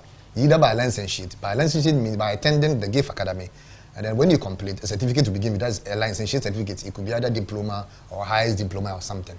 Or by being a corporate member, that is, you apply just as I just told you with this document, and a GIF will in turn give you a recommendation letter, introduction letter that will help you to apply to customs for this, for operational license. Because there's a difference between proficiency certificate and an operational license. Because when you have the proficiency certificate, that is what you will use to apply for that. And you have to go through a series of checks. You have to go through investigations, police department, you have to do thumb printing and all that. It's a thorough procedure.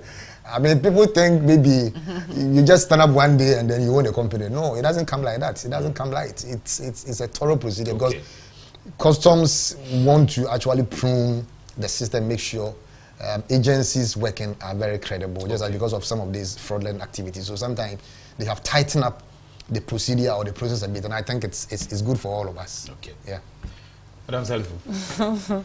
Yes, we would want our numerous clients to know that GRA is a friendly organization, tax collecting organization, and at all times our doors are opened. We are there to facilitate trade. We have come all the way from Asikuda through GCMS 1, 2, and 3. We have gone through West Blue, Pass, and paperless, all to give them excellent service. Government has been magnanimous, slashing taxes for importers. All we expect from them is compliance. They should be honest with us. Come to us, declare your consignment, your vehicles, whatever, honestly, because you have no excuse now to say that taxes are high or whatever. You should just be honest and pay your taxes. Government has done its bit. You must also reciprocate by doing your bit, so that together we build our nation, Ghana. Thank you very much, Madam. We are going to pick the international stories plus the schedules of the vessels that are coming into the port real quick. If we can have the schedules of vessels, maybe skip the international news, but just give us the schedules of the vessels. Okay, so difficulties in getting that. Then do we have that? Okay, not yet. So guests for tonight, and thank you very much for watching the program. Madam Manda Salif, who is the Chief Revenue Officer in charge of the Golden Jubilee Terminal, and also Mr. Kweku Ochredako, who is the National Technical and Ethics Committee member of the Ghana Institute of Freight Forwarders, and Madam Esther Jebidonko, General Manager Marketing and Corporate Affairs of Ghana Ports and Harbours Authority. She also handled the Golden Jubilee Terminal as well as a couple of other terminals where most of those cars have been shipped. So that's why we did justice to the topic today. Hopefully all the questions that you have asked, we couldn't get you the responses. We will try. We couldn't ask openly here. We'll try and send you the responses either through email, and you can also come to their offices, the Port Authority and Customs. Thanks for watching. Okay.